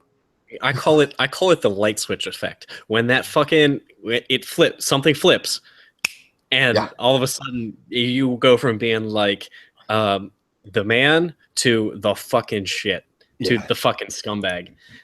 So yeah, that's what I try to share with my friends is like, once that switch goes on there, that when she starts doing that thing and you're that guy, that is not going to change. That you might as well get the lawyer, start packing your shit up, make sure your finances are secure and in order, because she will use that to dehumanize you in the worst ways. And that's when men have to start protecting themselves, when they start having those questions. Now those are the things we really don't talk about in Mgtow a lot, about what events are going to happen. Oh yeah, because they say, oh, you guys are talking about girls. You know, that's all you guys ever talk about is girls. You know, if you're these Mgtows, why are you talking about girls? But no, these are the things that men need to know how this thing is going to regress. The levels they will go to dehumanize you in their mind, how to exit that situation peacefully. So I have a confession. I had actually never watched a Messenger Rising video until earlier this week. I had seen that Razorblade Candy had recommended him some time back. Mm-hmm. But basically I was going, there's only so many hours in a day, so much content to consume. So I just never really got around to Messenger Rising. So earlier this week, I went to his channel and I went down and I started at video number 1. And so I went through the first couple and I got to his video where he talks about his incarceration and, the level of what he says is so right. You just never know. You never think that it can be your girl that can be capable of doing this to you, you know, Yeah. whether it be, you know, attacking you, and then calling the police and saying to the police that he attacked me, when really you've got fucking, I think he said he had like a key stab in his thigh or something like that. Yeah. Like the you just never expect the level, the level of malicious intent behind female behavior. Oh yeah, yeah. Shiny's got some stories. Messenger tells about it. I could tell you about it. About when that light switch, which would you say the mechanism? Yeah. A light switch is a mechanism. When that goes off, or that goes on, whatever it is, I haven't never dissected whether it was an off switch or an on switch. I'll just say it's a not. Yeah. And when that goes off in their brain, there's the dehumanizing factor where they it's corruption. And if you know about corruption, you've probably taken a course about a corruption or two, is how people corrupt people justify what they do. Oh yeah. Yeah. And it's actually pretty smart, right? So let's say, again, we'll take the social justice warriors and Donald Trump, for instance. If the social justice warrior believes that Donald Trump is evil, then any evil against Donald Trump can be justified. In fact, Donald Trump could, and I'm not advocating, please understand to any NSA agents listening in on this conversation, I am not advocating killing Donald Trump. But what I am saying is that there are people who could justify in their own minds killing Donald Trump because in their minds Donald Trump is evil. So it's that same dehumanization process, and the fact of the fact that women can do that is just amazing. Yeah, on a moment's notice. And oh man, so many guys will tell you, even in my relationship and in the 16 years of marriage or something, everything's fine, everything's dandy, everything's great. We have the car, the camper, the boat, the house. We're working towards a brighter future. We're looking for that that house in a suburb, and I bought some property, and I had spent time, homesteading and clearing the land, actually physically clearing the land from the trees and everything. And that was the plan. It was next to a lake, and everything was beautiful, and everything was sunshines, rainbows, and promises, and dreams and everything. And then that second, that 1 second in that moment where that switch went off in her head, and everything ended. That's the second all that stuff that happened in the past, all that other happy dreams and everything don't mean nothing anymore. Yeah. That's all that you are stuck with. All that your life will be from that moment on is whatever she and the court system and the thugs and that trap that just went off. The trap just went off. The mouse trap just went off, and you are stuck with that. Your leg is caught in that trap, and that will be your life. And and that's the moment you will realize what Messenger says, the evil, the true evil that can come from that, and how she can screw your life up. And just a simple phone call to the thug authorities, which will be glad to remove you from your house, take your house, remove your pay from you, put you in a slavery situation. That will become your reality. And a lot of guys don't consider them things. If you just come into Mgtow and you're a single guy, and you're just cruising to Mgtow and everything's still sort of happy rainbows, and you got not bad memories, and no one's ever tried to kill you, and you don't wake up in the middle of the night with the sweats and everything, and you're just kind of a normal guy, I can see the delusion still being kind of centered there, and the idea that this can work out, and but they can't fully grasp the horror of it. And that's where guys like Mgtow Messenger, he articulates, this is what can happen to you, and it's not fun. And 20 to 24 years of your life, at a certain point, going through this for 20 to 24 years, if you do it early in your life, that gets old. 24 years is a long time. I could tell you 24 years is a long time to live with that, and it will wear on your soul, and it will wear on your body, and you become this you become this thing. If you don't find that Mgtow at that moment, and you don't find something like you said, I like to jog now. I like to, I go out for walks. I walk through the woods. I try to find simple things and simple happinesses and joys in this world, because I find them more important now. And the things I've never seen, the things that I want to see, the things that are detailed around me. Them become more important because I have been through that 20 years of hell. Man, I could walk out of this house, look at a tree and go, that's fucking beautiful in the spring or something. And I never noticed that before. And man, I appreciate things more now. I appreciate the little things now. Just getting that Mgtow in you. But it's when you take your focus off women, right? Yeah. So if all your focus is on women, like, oh well, I need to work to get women, I need to buy whatever, I need to dress a certain way, I need to do whatever it is that you're doing in order to get women. Well, what purpose does a tree have for you if it's not aiding you in your goal to acquire women or acquire female validation or whatever it is?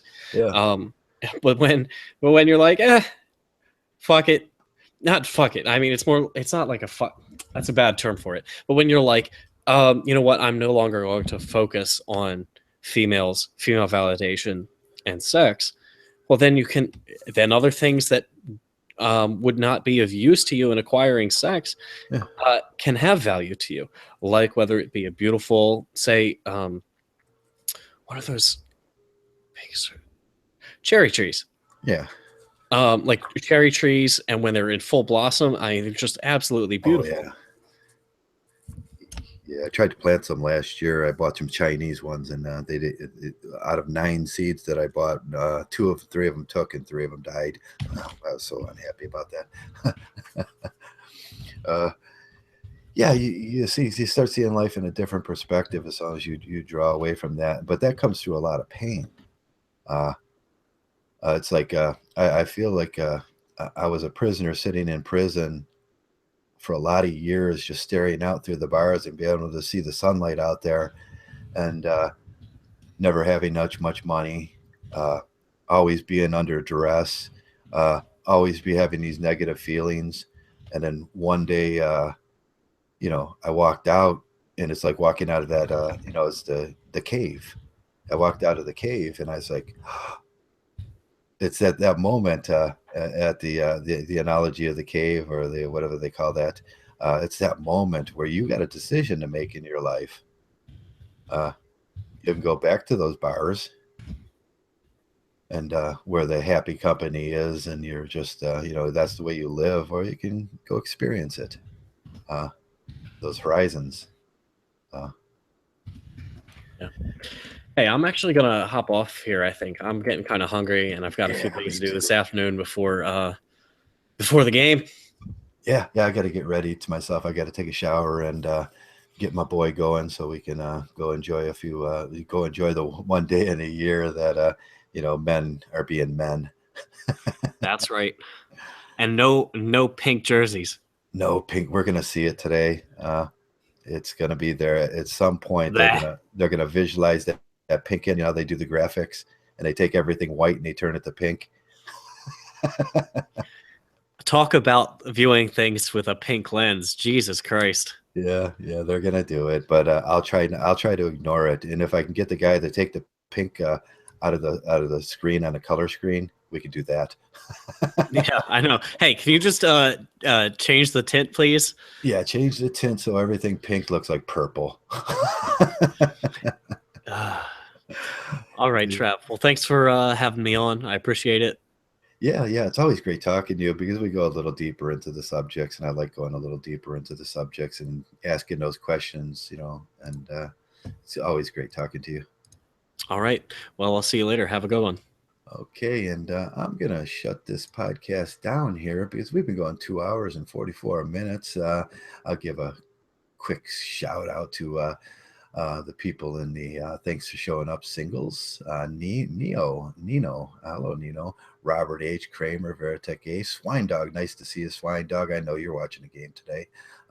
There's Crystal Dreamer. Hello, Crystal. Pyric is in.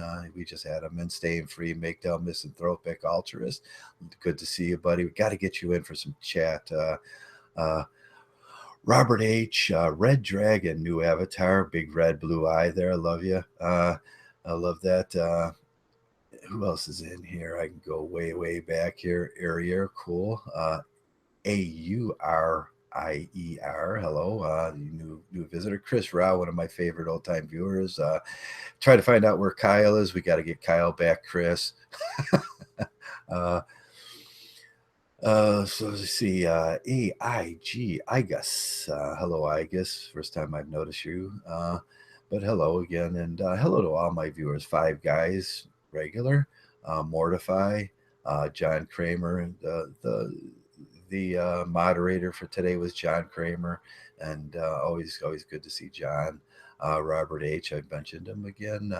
We're seeing a lot of new faces show up. And I hope that you throw away some of the silly stuff that we say and some of the periods of silliness that we go into. And it's just, sometimes during a 2 or 4 hour talk, but you kind of hold on to the things that when we get serious and we start talking seriously about the issues. And I hope it lights something up and start asking those questions. And that's what Mgtow is. We ask these questions.